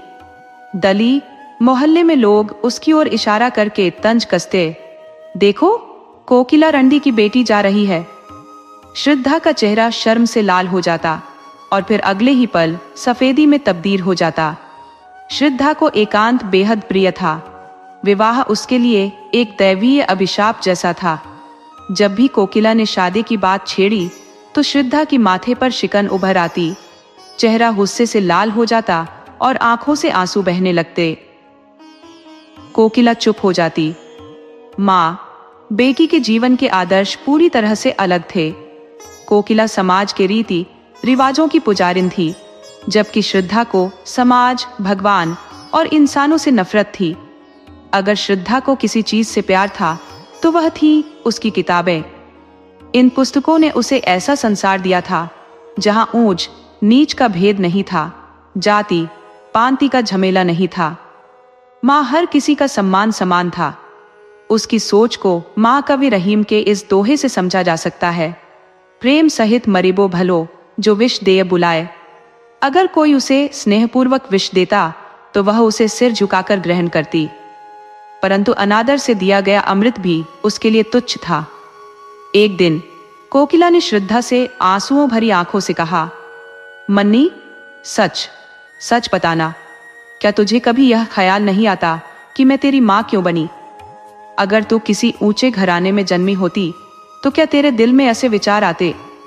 तो मन ही मन मुझे जरूर कोसती होगी। श्रद्धा ने माँ की ओर देखा। आज उसकी आंखों में माँ के लिए अपार श्रद्धा थी। कांपते हुए स्वर में बोली, अम्मां जी, ऐसा सवाल क्यों करती हैं आप? क्या मैंने कभी आपका अपमान किया है? कोकिला ने भावुक होकर कहा, नहीं बेटी, पर कभी कभी लगता है कि तू जरूर सोचती होगी कि मैं तेरी माँ क्यों हूं। श्रद्धा ने धीमे पर दृढ़ स्वर में कहा, अम्मा, यह आपका भ्रम है। मैं सच कहती हूं, जितनी भक्ति और श्रद्धा मेरे मन में आपके लिए है, उतनी किसी के लिए नहीं। आप मेरी माँ है, ये मेरे लिए गर्व की बात है। आपकी बेटी कहलाना मेरे लिए शर्मिंदगी नहीं, बल्कि गौरव का विषय है। इंसान हमेशा अपने हालातों का बंधक होता है। आपने जिस माहौल में परवरिश पाई, उसका असर तो होना ही था, लेकिन पाप की दलदल में फंसकर भी बाहर आ जाना, ये सच्ची वीरता है। बहाव के साथ बहना आसान है, लेकिन असली नाविक वो है जो धार के खिलाफ नाव खेता है। कोकिला ने हल्की मुस्कान के साथ पूछा, तो फिर शादी के नाम से क्यों घबराती हो? श्रद्धा ने नजरें झुकाते हुए जवाब दिया, क्या शादी के बिना जिंदगी नहीं जी जा सकती? मैं अपनी जिंदगी कुमारी रहते हुए गुजारना चाहती हूँ। स्कूल के बाद कॉलेज जाऊंगी। 2-3 साल में हम दोनों एकदम स्वतंत्र होकर रह सकते हैं। डॉक्टर बन सकती हूँ, वकील बन सकती हूँ। अब औरतों के लिए हर रास्ता खुला है। कोकिला ने धीमे स्वर में पूछा, लेकिन क्या तेरे दिल में कभी कोई और ख्वाहिश नहीं उठती? किसी से प्यार करने का ख्याल नहीं आता? श्रद्धा ने गहरी सांस लेते हुए कहा, अम्मां जी, कौन है जो प्यार के बिना जी सकता है? प्यार तो इंसानी जिंदगी का सबसे बड़ा खजाना है। अगर कहीं भगवान की झलक मिलती है तो वो प्यार में ही है। जब कोई ऐसा मिलेगा जो मुझे अपनाने में अपनी बेइज्जती न समझे, तो मैं अपनी पूरी आत्मा से उसकी आराधना करूंगी। लेकिन किसके सामने प्यार की भीख मांगो? अगर किसी ने क्षणिक भावुकता में मुझसे शादी कर भी ली, तो क्या मैं खुश रह सकूंगी? इससे बेहतर है कि मैं शादी का ख्याल ही छोड़ दूं। इन्हीं दिनों महिला मंडल का एक आयोजन हुआ। कॉलेज के काफी छात्र इस जलसे में आए थे। हॉल खचाखच भरा हुआ था। श्रद्धा भी पीछे की पंक्ति में महिलाओं के साथ खड़ी हो गई। उसे ये सब नाटक जैसा लग रहा था। ये पहली बार था जब वह ऐसी सभा में आई थी। सभा की शुरुआत हुई। अध्यक्ष महोदय का भाषण खत्म होने के बाद प्रस्ताव पेश होने लगे। उनके समर्थन में भाषण दिए जाने लगे, लेकिन महिलाएं या तो अपना भाषण भूल गई या सभा का दबाव ऐसा था कि उनका आत्मविश्वास खो गया। वे कुछ अधूरे वाक्य बोलकर बैठ जाती। सभा का माहौल बिगड़ने लगा। कई महिलाएं बड़े आत्मविश्वास के साथ मंच पर आईं, लेकिन 2-3 शब्दों के बाद चुप हो गईं। युवकों को हंसी मजाक का मौका मिल गया। ठहाके गूंजने लगे, तालियां बजने लगी। श्रद्धा यह सब देखकर भीतर ही भीतर झल्ला उठी। उसका हर अंग तमतमाने लगा। बिना वक्त गंवाए वह मंच पर पहुंची और ऐसा दहाड़ भरा कि पूरी सभा पर सन्नाटा छा गया। कोलाहल थम गया। हर कोई उसे टकटकी लगाए देखने लगा। श्रद्धा बोल रही थी जैसे कोई स्वर्गीय नायिका जीवन की हर बात सहजता से कह रही हो। उसकी बातों में नई ऊर्जा थी। उसका हर शब्द असरदार था। ऐसा लगा जैसे उसका नवयौवन चारों ओर एक अनकही खुशबू फैला रहा हो, जिससे सभा का माहौल सम्मोहित हो गया हो। सभा समाप्त होने पर लोग आपस में चर्चा करने लगे। ये कौन थी भाई? दूसरे ने जवाब दिया, वो कोकिला वेश्या की बेटी। तीसरा बोला, तभी तो इतनी साफ और तेज आवाज है। वही जादू है जो उसकी माँ में था। जब से उसने पेशा छोड़ा, शहर सूना हो गया। अब लगता है कि ये उसकी जगह लेगी। इस पर एक खद्दरधारी सांवला युवक गुस्से में बोल पड़ा। वाह, कैसी कदरदानी फरमा रहे हैं जनाब। वही व्यक्ति फिर बोला। तुम्हें इतना बुरा क्यों लगा? कुछ खास रिश्ता तो नहीं? युवक ने सख्ती से कहा। तुम्हें ऐसी बात करते हुए शर्म नहीं आती? दूसरे ने चुटकी लेते हुए कहा। शर्म किस बात की? अगर वेश्या की बेटी वेश्या बने तो इसमें अचरज कैसा? सांवले युवक ने घृणा से कहा। आप जैसे लोगों की समझ में यही ठीक होगा, लेकिन जिस औरत ने ऐसे विचारों को बोलने का साहस दिखाया है वह देवी है, शरीर बेचने वाली नहीं। उसी वक्त सभा से निकल रही श्रद्धा ने ये अंतिम शब्द सुन लिए। वह ठिठक गई। उसकी आंखों में कृतज्ञता झलक आई। उसने उस सांवले युवक की ओर एक आभार भरी नजर डाली और तेज कदमों से आगे बढ़ गई। लेकिन रास्ते भर उन शब्दों की गूंज उसके कानों में होती रही। अब तक उसे प्रोत्साहन देने वाली केवल उसकी माँ कोकिला थी। दुनिया ने उसे सिर्फ तिरस्कार दिया था, लेकिन आज पहली बार किसी अजनबी, एक सांवले लेकिन उजले दिल वाले युवक ने उसकी इज्जत की। श्रद्धा के मन में सवाल उठने लगा। वह कौन था? क्या कभी फिर उससे मुलाकात होगी? कॉलेज जाते समय वह उसे ढूंढने की कोशिश करती, घर पर खिड़की की आड़ से गुजरने वालों को देखती, लेकिन वह युवक कहीं नजर नहीं आता। कुछ ही दिनों बाद महिला मंडल की अगली सभा का ऐलान हुआ। अभी सभा को 4 दिन बाकी थे। श्रद्धा ने ये 4 दिन अपनी वक्तृता तैयार करने में झोंक दिए। एक शब्द का चुनाव करने में वह घंटों माथापच्ची करती, हर वाक्य को दोहराती, सुधारती और नया रूप देती। बड़े बड़े नेताओं के भाषणों का अध्ययन करती और उन्हीं की तरह लिखने का प्रयास करती। जब पूरा भाषण तैयार हो गया तो वह अपने कमरे में जाकर कुर्सियों और मेजों को सामने रखकर जोर जोर से पढ़ने लगी। वक्तृत्व कला के हर गुण को अपने शब्दों में उतारने की कोशिश की। उपसंहार इतना प्रभावी था कि उसे सुनकर खुद ही मंत्रमुग्ध हो गई। उसमें एक मधुर संगीत, गहराई और बदलाव की गूंज थी। सभा का दिन आखिरकार आ पहुंचा। श्रद्धा दिल में हल्का डर लिए सभा भवन में दाखिल हुई। हॉल खचाखच भरा था। पहले दिन से भी ज्यादा भीड़ जमा थी। जब लोगों ने उसे देखा तो तालियों की गड़गड़ाहट से स्वागत किया। शोर मचने लगा और हर कोई एक सुर में चिल्लाया, अपना भाषण शुरू कीजिए। श्रद्धा ने मंच पर पहुंचकर एक निगाह जनता पर डाली। उसकी नजर अंतिम पंक्ति में खड़े उस काले नवयुवक पर टिक गई, जो जगह न मिलने की वजह से वहां खड़ा था। उसके दिल में एक अजीब सी सिहरन हुई। उसने कांपते हुए स्वर में बोलना शुरू किया। उसे ऐसा लगा मानो पूरा हॉल आंखों से भरा हुआ हो, लेकिन जीवित इंसान वहीं आखिरी कतार में खड़ा था। वह उसी को देखकर बोल रही थी, उसी से अपनी बात की सराहना चाहती थी। आधे घंटे तक श्रद्धा ने ऐसा भाषण दिया मानो शब्द नहीं, फूल बरसा रही हो। ऐसी वक्तृता सुनने का मौका लोगों को बहुत कम मिलता था। जब सभा खत्म हुई और श्रद्धा घर लौटने लगी तो उसने देखा कि वही काला नवयुवक उसके पीछे पीछे आ रहा है। श्रद्धा को पता था कि उसका भाषण सभी को पसंद आया है, लेकिन इस नवयुवक की राय सुनने का मौका नहीं मिला था। उसने अपनी चाल धीमी कर दी। थोड़ी ही देर में वह युवक उसके करीब आ गया। दोनों कुछ कदम बिना कुछ बोले चलते रहे। अंत में युवक ने थोड़ी झिझक के साथ कहा, आज तो आपने कमाल कर दिया। श्रद्धा ने अपनी खुशी को छिपाते हुए कहा, धन्यवाद, ये आपकी कृपा है। युवक ने मुस्कुराते हुए कहा, मैं किस लायक हूं? मैं ही नहीं, पूरी सभा आपकी तारीफ में डूबी हुई थी। श्रद्धा ने पूछा, क्या आपका घर यहीं है? नवयुवक ने कहा, जी हाँ, मैं यहाँ की पढ़ाई कर रहा हूँ। ये ऊंच नीच की खाई न जाने कब तक हमारी जिंदगी पर हावी रहेगी। दुर्भाग्यवश मैं भी उन्हीं में से हूँ जिन्हें समाज नीची नजरों से देखता है। मेरी जाति चमार है। मेरे पिता स्कूल के इंस्पेक्टर के यहाँ अर्दली का काम करते थे। उन्हीं की सिफारिश से मैं स्कूल में दाखिल हो पाया। तब से ही मैं हालात से जूझते हुए अपना रास्ता बनाता आ रहा हूँ। शुरू में स्कूल के मास्टर तक मुझे छूने से कतराते थे। ये स्थिति अब तो नहीं रही, लेकिन लड़के अब भी मुझसे दूरी बनाकर चलते हैं।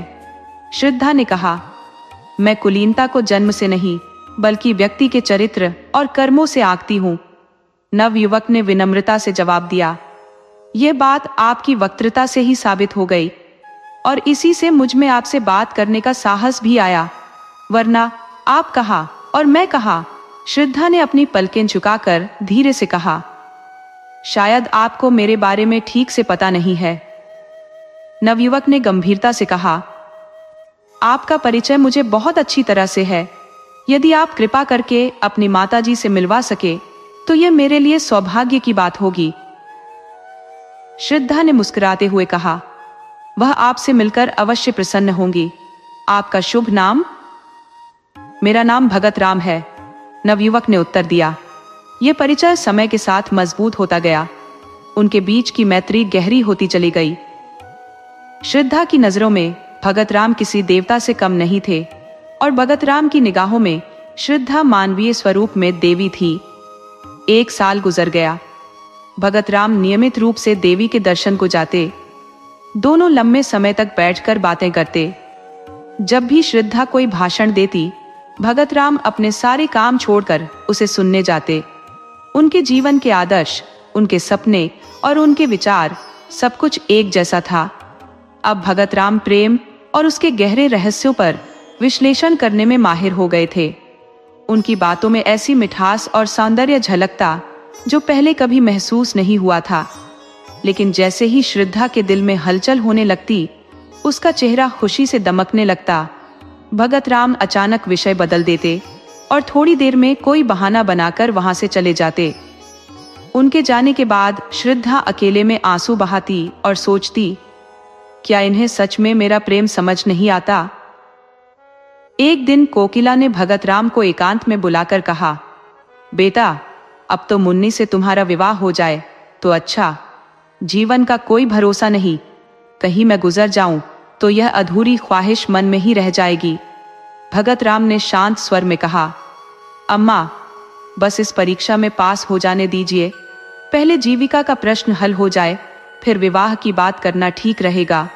कोकिला ने संतोष भरे स्वर में कहा, यह सब तुम्हारा ही है। क्या मैं इसे साथ बांध कर ले जाऊंगी?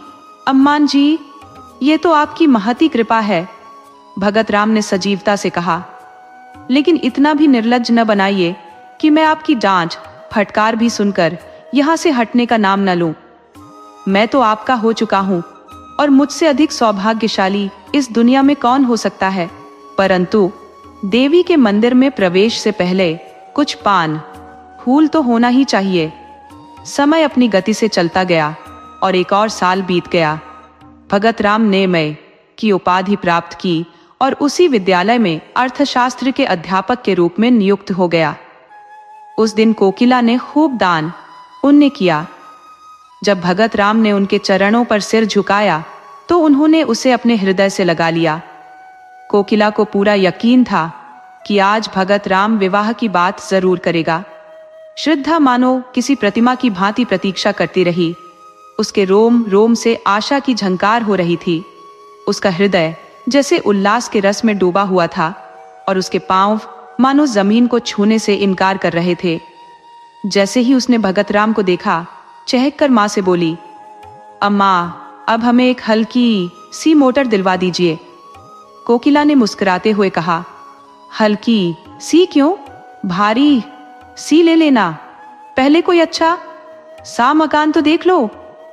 श्रद्धा भगत राम को अपने कमरे में ले गई। दोनों ने मिलकर नए मकान की सजावट के सपने बुनने शुरू किए।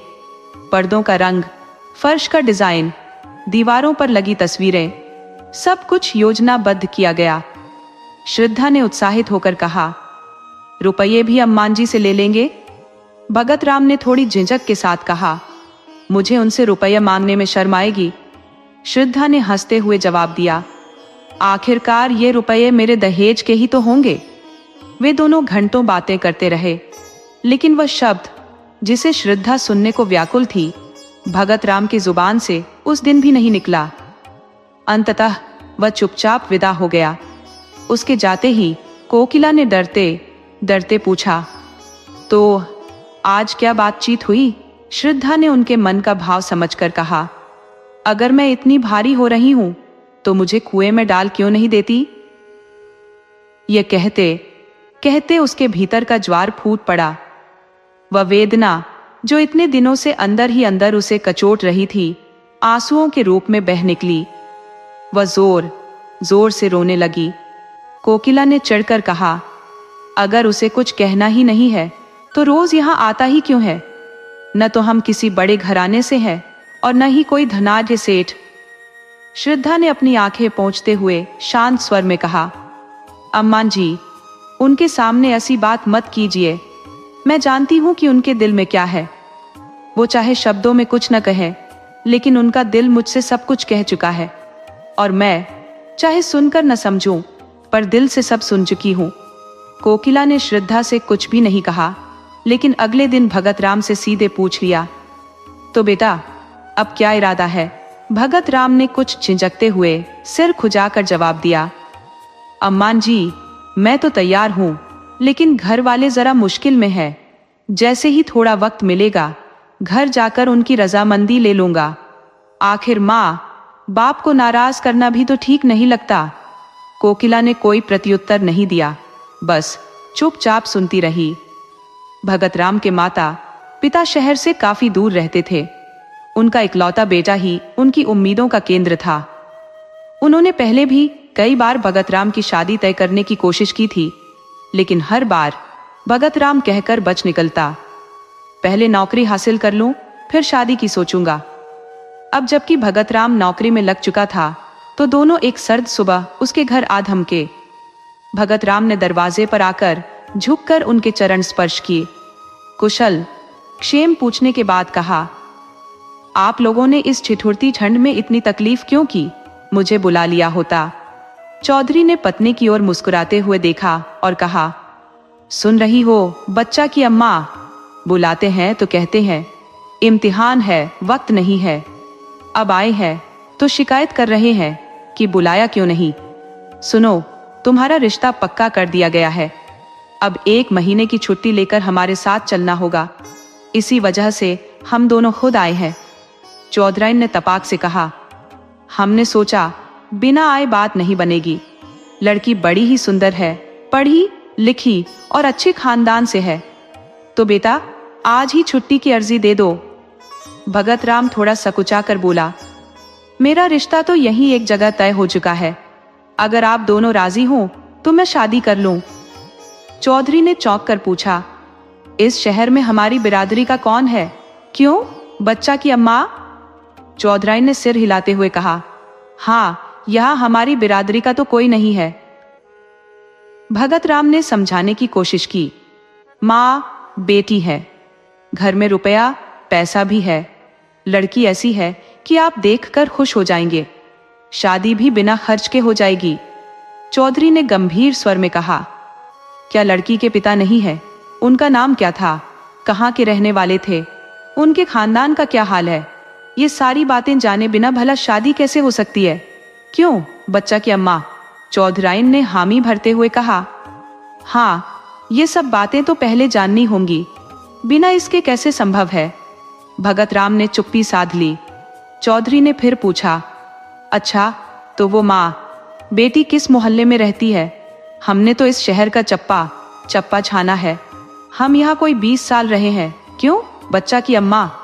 चौधराइन ने सुधारते हुए कहा, 20 से भी ज्यादा हुए हैं। भगत राम ने अंततः जवाब दिया, उनका घर नखास में है।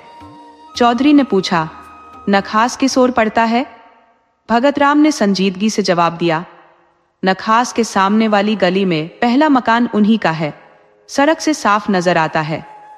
चौधरी ने भौहें तानते हुए कहा, पहला मकान तो कोकिला रंडी का है, गुलाबी रंग में पुता हुआ, वही मकान ना?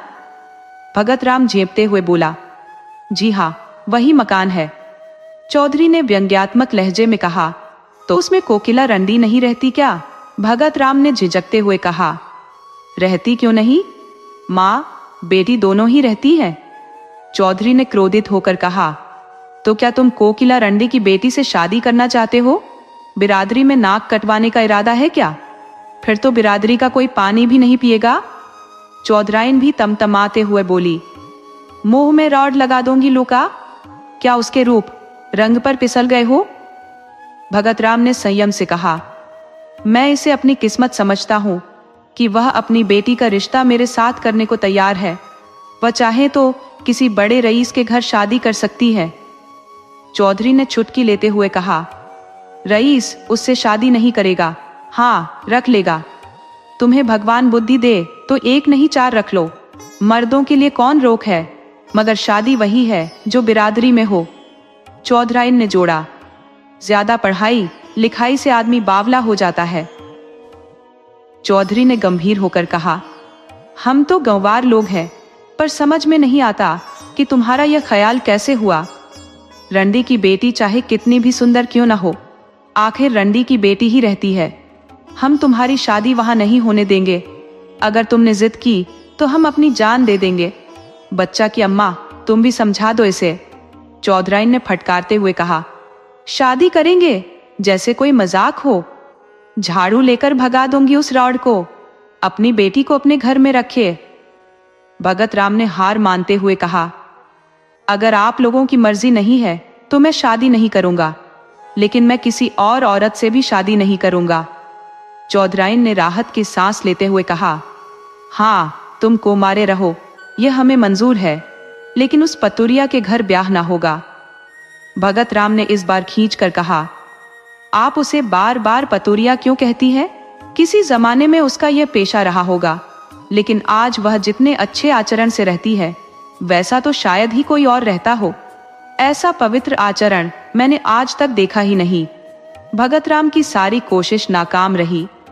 चौधराइन ने ऐसी जिद ठानी कि अपनी बात से 1 इंच भी नहीं हटी। रात में जब भगत राम अपने प्रेम आश्रय में पहुंचा तो उसका चेहरा बुझा हुआ था। हर अंग से निराशा झलक रही थी। श्रद्धा, जो उसकी राह देख रही थी, परेशान थी कि इतनी देर क्यों हो गई। उसे क्या पता था कि भगत राम के दिल पर क्या गुजर रही है। यार, दोस्तों से फुर्सत मिलेगी तो शायद इधर का भी रुक कर लेंगे। कोकिला ने तंज भरे स्वर में कहा, मैं पहले ही कह चुकी हूं कि अब उनका रवैया वैसा नहीं रहा, फिर भी तू यकीन करने को तैयार नहीं है। आखिर इस टाल मटोल की भी कोई सीमा होती है। श्रद्धा ने गहरी उदासी से कहा, अम्मान जी, मैं आपसे बार बार हाथ जोड़कर निवेदन कर चुकी हूं कि चाहे दुनिया की नजर में कुंवारी ही क्यों न रहूं, लेकिन दिल से मैं उनकी पत्नी बन चुकी हूं। अगर ऐसा इंसान भी भरोसे के लायक नहीं तो फिर किस पर यकीन किया जा सकता है? इतने में भगत राम कमरे में दाखिल हुए। उनके चेहरे पर निराशा साफ झलक रही थी। दोनों औरतों ने उनकी ओर देखा। कोकिला की निगाहों में शिकवा था तो श्रद्धा की आंखों में दर्द। कोकिला की आंखें जैसे पूछ रही थी, ये क्या बर्ताव है तुम्हारा? और श्रद्धा की आंखें जैसे कह रही थी, इतनी बेरुखी क्यों? भगत राम ने धीमे और भारी आवाज में कहा, आप लोगों को आज काफी देर तक मेरा इंतजार करना पड़ा, लेकिन मैं मजबूर था। अम्मा और दादा घर पर आए हुए थे, उन्हीं से बातचीत हो रही थी। कोकिला ने तीखे लहजे में पूछा, घर पर सब ठीक ठाक है ना? भगत राम ने सिर झुकाकर जवाब दिया, जी हाँ, सब ठीक है। मेरे विवाह की बात चल रही थी। पुराने ख्याल के लोग हैं, किसी भी तरह मानने को तैयार नहीं। ये सुनते ही कोकिला का चेहरा तमतमा उठा। वह बोली, हाँ क्यों मानेंगे, हम लोग उनके सामने छोटे और निकृष्ट जो ठहरे, लेकिन जब तुम उनकी मर्जी के गुलाम थे तो तुम्हें उनसे पूछकर ही यहाँ आना चाहिए था। इस तरह हमें अपमानित करके तुम्हें क्या हासिल हुआ? अगर मुझे पहले से पता होता कि तुम अपने माँ बाप के इतने अधीन हो तो ये नौबत ही क्यों आती। श्रद्धा ने देखा कि भगत राम की आंखों से आंसू टपक रहे हैं। वह शांत और नरम आवाज में बोली, अम्मा जी, माँ बाप की इच्छा का सम्मान करना कोई गुनाह नहीं है। अगर मैं आपकी बात अनसुनी कर दूं तो क्या आपको तकलीफ नहीं होगी? यही बात उनके लिए भी तो लागू होती है। ये कहकर श्रद्धा अपने कमरे की ओर बढ़ी और इशारे से भगत राम को भी बुलाया। कमरे में पहुंचने के बाद दोनों कुछ मिनट तक चुपचाप जमीन की ओर देखते रहे। उस खामोशी को तोड़ने की हिम्मत किसी में नहीं थी। अंततः भगत राम ने साहस का परिचय देते हुए कहा, श्रद्धा, मेरे दिल के अंदर इस वक्त एक जबरदस्त संग्राम छिड़ा हुआ है। मैं अपनी हालत को शब्दों में बयान नहीं कर सकता। ऐसा लगता है कि जहर खाकर सब कुछ खत्म कर दूं। तुम्हारे बिना जिंदगी जीना नामुमकिन है, सिर्फ तड़प सकता हूं। मैंने न जाने कितनी मिन्नतें की, उनके सामने कितना रोया और गिड़गिड़ाया, मगर वे अपनी जिद पर डटे रहे। बार बार यही कहते हैं कि अगर ये शादी होगी तो वे अपनी जान दे देंगे। उन्हें मेरी मौत मंजूर है, मगर तुम्हें अपनी बहू मानना गवारा नहीं, श्रद्धा ने दिलासा देते हुए कहा। प्यारे, उनका ऐसा व्यवहार करना गलत नहीं है। पढ़े लिखे लोगों में भी ऐसे कितने ही होते हैं, इसमें उनका कसूर नहीं है। मैं सुबह उनके पास जाऊंगी। हो सकता है मुझे देखकर उनका दिल पिघल जाए। मैं हर संभव कोशिश करूंगी कि उनका प्यार जीत लूं। मैं उनकी धोतियां धोऊंगी, उनके पैर दबाऊंगी। मैं वो सब करूंगी जो उनकी मनचाही बहू करती। इसमें शर्म की कोई बात नहीं। उनके तलवे सहलाऊंगी, भजन गाकर सुनाऊंगी। मुझे बहुत से लोकगीत आते हैं। मैं अम्मान जी के सफेद बाल चुनूंगी। मुझे दया नहीं चाहिए, मैं तो प्रेम की सेवा करना चाहती हूँ। तुम्हारे लिए मैं सब कुछ करूंगी, सब कुछ। भगत राम को ऐसा महसूस हुआ जैसे उसकी आंखों की रोशनी बढ़ गई हो या उसके शरीर में कोई नई ऊर्जा भर गई हो। उसके दिल का सारा प्यार, यकीन और श्रद्धा बहकर श्रद्धा के कदमों की ओर जा रहा था। मानो किसी घर से छोटे छोटे लाल गालों वाले, रेशमी कपड़ों में लिपटे, घुंघराले बालों वाले बच्चे हंसते हुए बाहर खेलने जा रहे हों। चौधरी और चौधराइन को शहर आए 2 हफ्ते हो चुके थे। वे हर दिन जाने की तैयारी करते, मगर रुक जाते। श्रद्धा उन्हें जाने ही नहीं देती। नहाकर उठते, श्रद्धा उनकी धोती छांटने लगती। उनकी सेवा और मेहनत देखकर दोनों हैरान रह जाते। ऐसी सुंदर मीठी बोली वाली, हंसमुख और चतुर औरत उन्होंने कभी नहीं देखी थी, यहाँ तक कि इंस्पेक्टर साहब के घर में भी नहीं। चौधरी को वह देवी जैसी लगती और चौधराइन को लक्ष्मी। श्रद्धा की सेवा, लगन और प्यार ने उन्हें चमत्कृत कर दिया था। फिर भी समाज और बिरादरी की बदनामी का डर उनके मुंह पर ताले लगाए हुए था। 15वें दिन जब श्रद्धा रात के लगभग 10 बजे अपने घर लौट गई, तब चौधरी ने चौधराइन से कहा, ये लड़की तो सच में साक्षात लक्ष्मी का अवतार है। चौधराइन ने जवाब दिया, जब मेरी धोती छाटने लगती है तो मैं शर्म से पानी पानी हो जाती हूँ। हमारे जैसे लोगों के लिए तो इसकी लौंडी भी बेशकीमती होगी। चौधरी बोले, तो फिर बताओ क्या राय है? हमारी बिरादरी में तो इतनी सुघड़ लड़की ढूंढना मुश्किल है। चौधराइन ने सहमति में सिर हिलाते हुए कहा, राम का नाम लेकर ब्याह कर लो। ज्यादा से ज्यादा रोटी पानी का इंतजाम करना पड़ेगा। कौन सा महल खड़ा करना है? पहले मुझे शक था कि पतुरिया की बेटी कैसी निकलेगी, पर अब तो हर संदेह दूर हो चुका है। चौधरी बोले, जब बात करती है तो ऐसा लगता है जैसे मुंह से फूल झर रहे हों। चौधराइन ने जोड़ा, मैं तो उसकी माँ की तारीफ करती हूँ जिसकी कोख से ऐसी देवी ने जन्म लिया। चौधरी ने उत्साह से कहा, कल चलकर कोकिला से मिल लेते हैं और सारी बात तय कराते हैं। चौधराइन ने झिझकते हुए कहा, मुझे उसके घर जाते हुए शर्म आती है। वह तो रानी की तरह बैठी होगी और मैं उसकी नौकरानी जैसी लगूंगी। चौधरी हंसकर बोले, तो पाउडर मंगवाकर मुंह पर मल लो, गोरी हो जाओगी। इंस्पेक्टर साहब की मेम साहब भी तो रोज पाउडर लगाती थी। उनका रंग भी तो सांवला था, लेकिन पाउडर लगाते ही चेहरा चमक उठता था। चौधराइन झुंझलाकर बोली, अगर मजाक करोगे तो गाली खाओगे। काली चमड़ी पर पाउडर भी क्या असर करेगा, और तुम तो सच में उसके घर के चौकीदार जैसे लगोगे। चौधरी मुस्कुराते हुए बोले, तो कल सुबह चल पड़ते हैं। अगर कहीं श्रद्धा आ गई तो पीछा नहीं छोड़ेगी। बच्चे से कह देंगे कि पंडित से शुभ मुहूर्त निकलवा ले, वैसे उन्हें तो खुद जल्दी होगी। चौधराइन भी पुराने दिनों की याद में मुस्कुरा दी। चौधरी और चौधराइन की सहमति मिलते ही कोकिला ने विवाह की तैयारियां शुरू कर दी। कपड़े सिलवाए जाने लगे, बर्तन की दुकानों पर मोल भाव किया जाने लगा। और गहनों के लिए सुनार को ऑर्डर दिया गया। लेकिन न जाने क्यों भगत राम के चेहरे पर खुशी का नामो निशान नहीं था। वह रोज की तरह श्रद्धा के पास जाता, पर चुपचाप बैठा रहता। उसकी आंखें शून्य में खोई रहती, मानो किसी गहरे सोच में डूबा हो।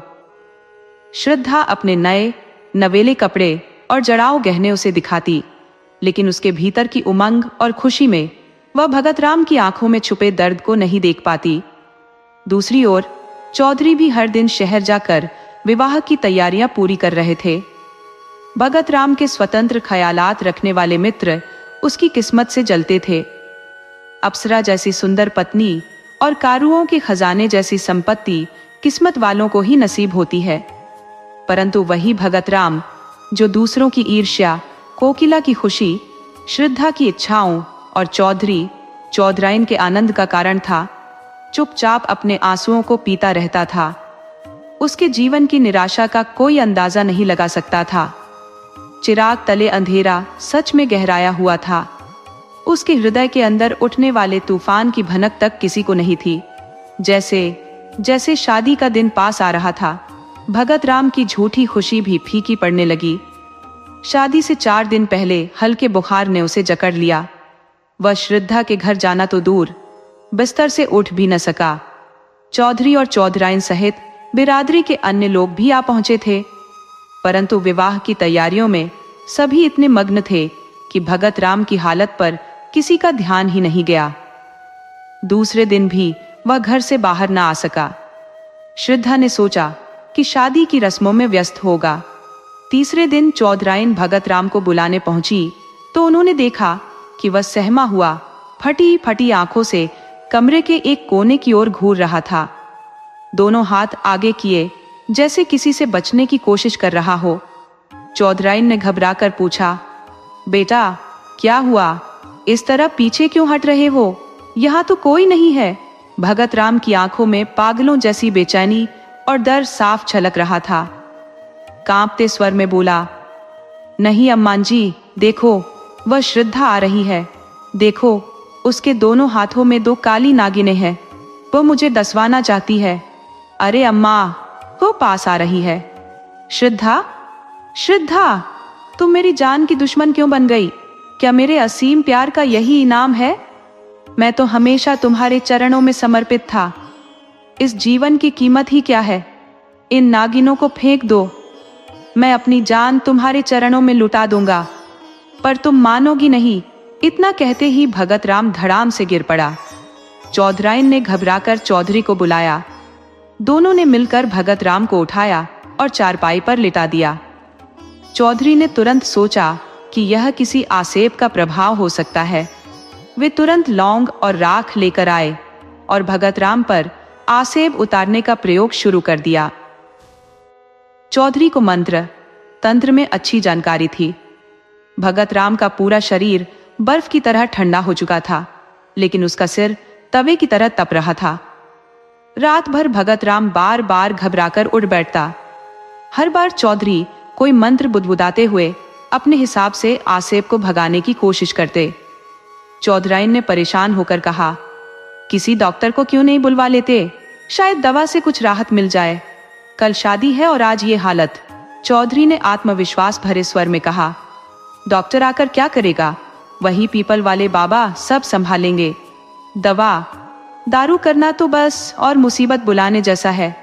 रात कट जाने दो, सुबह 1 बकरा और दारू की बोतल बाबा को चढ़ा देंगे, फिर सब ठीक हो जाएगा। डॉक्टर बीमारी ठीक करते हैं, हवा और देवताओं का गुस्सा नहीं। ये कोई आम बीमारी नहीं है। कुल से बाहर शादी करने की वजह से देवता नाराज हो गए हैं। सुबह होते ही चौधरी ने बकरा मंगवाया। औरतें गीत गाती गुनगुनाती देवी के चौतरे की ओर बढ़ गईं। लेकिन जब सभी वापस लौटे तो देखा कि भगत राम की हालत और बिगड़ चुकी थी। उसकी नब्ज धीरे धीरे बंद हो रही थी। चेहरे पर मौत का खौफ साफ झलक रहा था। उसकी आंखों से आंसू बहकर गालों पर लुढ़क रहे थे, जैसे कोई अनकही इच्छा दुनिया के सामने आखिरी संदेश सुना रही हो। जीवन का ऐसा करुण दृश्य, आंसुओं की 2 बूंदें जैसे पूरी कहानी कह गई। अब चौधरी सच में घबरा गए। उन्होंने तुरंत कोकिला को खबर दी और एक आदमी डॉक्टर को बुलाने भेजा। डॉक्टर के आने में तो देर होनी ही थी, लेकिन कोकिला और श्रद्धा आदमी के साथ तुरंत पहुंच गई। श्रद्धा भगत राम के पास खड़ी हो गई और उसकी आंखों से आंसुओं की धारा बह निकली। थोड़ी देर बाद भगत राम ने अपनी आंखें खोली और श्रद्धा को देखकर बोले, तुम आ गई श्रद्धा, मैं तुम्हारी राह देख रहा था। ये मेरा आखिरी प्यार स्वीकार करो। आज ही इस कहानी का अंत हो जाएगा जो 3 साल पहले शुरू हुई थी। इन 3 वर्षों में मुझे जो आत्मा को चीरने वाला दर्द मिला वो सिर्फ मेरा दिल जानता है। तुम वफादारी की मूरत हो, लेकिन मेरे मन में बार बार ये सवाल उठता था, क्या तुम खून के असर को मिटा सकती हो? क्या तुम अपनी परंपरा और जन्म से जुड़े नियमों को एक झटके में तोड़ सकती हो? इन भ्रमों के लिए मुझसे नाराज मत होना। मैं तुम्हारे काबिल कभी नहीं था। तुम्हारे जैसा महान हृदय मैं कभी नहीं पा सका। हाँ, इन्हीं शंकाओं और भ्रमों के चलते मैं अपनी अधूरी इच्छाओं के साथ इस संसार को छोड़कर जा रहा हूँ। तुम्हारे अनंत, निस्वार्थ और निर्मल प्रेम की याद हमेशा मेरे साथ रहेगी। लेकिन हाय अफसोस, ये कहते कहते भगत राम की आंखें फिर बंद हो गई। श्रद्धा के चेहरे पर गहरी लाली दौड़ गई। उसके आंसू अचानक थम गए। जो सिर झुका हुआ था वह अब सीधा तन गया। माथे पर सख्त लकीरें उभर आईं और आंखों में आत्मसम्मान की एक चमक सी दिखाई दी। कुछ पलों तक वह वहीं खड़ी रही, लेकिन दूसरे ही क्षण वह नीचे आई और अपनी गाड़ी में बैठ गई। कोकिला हड़बड़ाकर उसके पीछे दौड़ी और बोली, बेटी, ये गुस्से का वक्त नहीं है। लोग क्या क्या बातें करेंगे? उनकी हालत हर पल बिगड़ती ही जा रही है। तुम्हारे रहने से बुजुर्गों को थोड़ा दिलासा मिलेगा। श्रद्धा ने कोई जवाब नहीं दिया। उसने कोचवान से कहा, घर चलो। कोकिला भी चुपचाप गाड़ी में बैठ गई। बाहर सर्दी की तीव्रता असहनीय थी। आसमान पर गहरे काले बादल गुमड़ रहे थे। ठंडी हवा सरसराती हुई चल रही थी। माघ के आखिरी दिन थे। हर पेड़, हर पौधा जैसे ठंड से सिकुड़ गया था। सुबह के 8 बज चुके थे, पर लोग अभी भी रजाइयों में दुबके पड़े थे। लेकिन श्रद्धा का शरीर पसीने से लथपथ था। ऐसा लगता था जैसे सूरज की सारी गर्मी उसकी नस नस में दौड़ गई हो। उसके होंठ सूख गए थे, पर प्यास से नहीं, अंदर की जलती हुई आग की वजह से। उसका पूरा शरीर इस भीषण अग्नि की तपिश से झुलसा जा रहा था। उसकी हर सांस जैसे जलते हुए चूल्हे की लपट बनकर बाहर आ रही थी। घर पहुंचते पहुंचते उसका नाजुक चेहरा मुरझा चुका था। उसके होंठ पीले पड़ गए, मानो किसी जहरीले सांप ने डस लिया हो। कोकिला बार बार आंसू भरी आंखों से उसे देख रही थी, लेकिन कुछ कह नहीं पा रही थी। न ही कोई ऐसी बात थी जो कहकर वह उसे समझा सके। घर पहुंचने के बाद श्रद्धा ऊपर के कमरे की ओर बढ़ी, लेकिन उसमें इतनी ताकत नहीं बची थी कि वह सीढ़ियां चढ़ सके। किसी तरह रस्सी का सहारा लेते हुए वह अपने कमरे तक पहुंची। हाय, महज आधे घंटे पहले यहाँ हर चीज पर खुशियों और उम्मीदों की चमक थी, लेकिन अब सब कुछ जैसे गम में डूबा हुआ लग रहा था।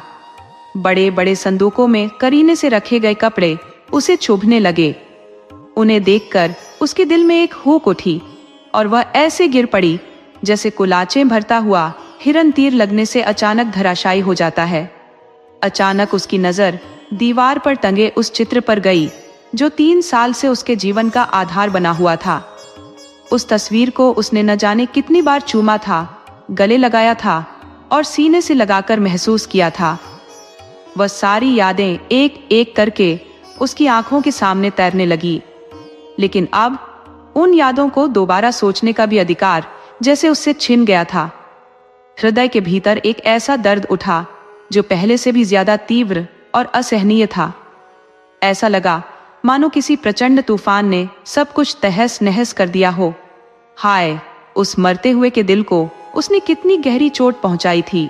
भगत राम के अविश्वास का यह जवाब, यह तिरस्कार कितना भयावह और दिल को चीरने वाला था। ओह, वह इतनी कठोर कैसे हो गई? उसका अपना प्रियजन उसकी आंखों के सामने अपनी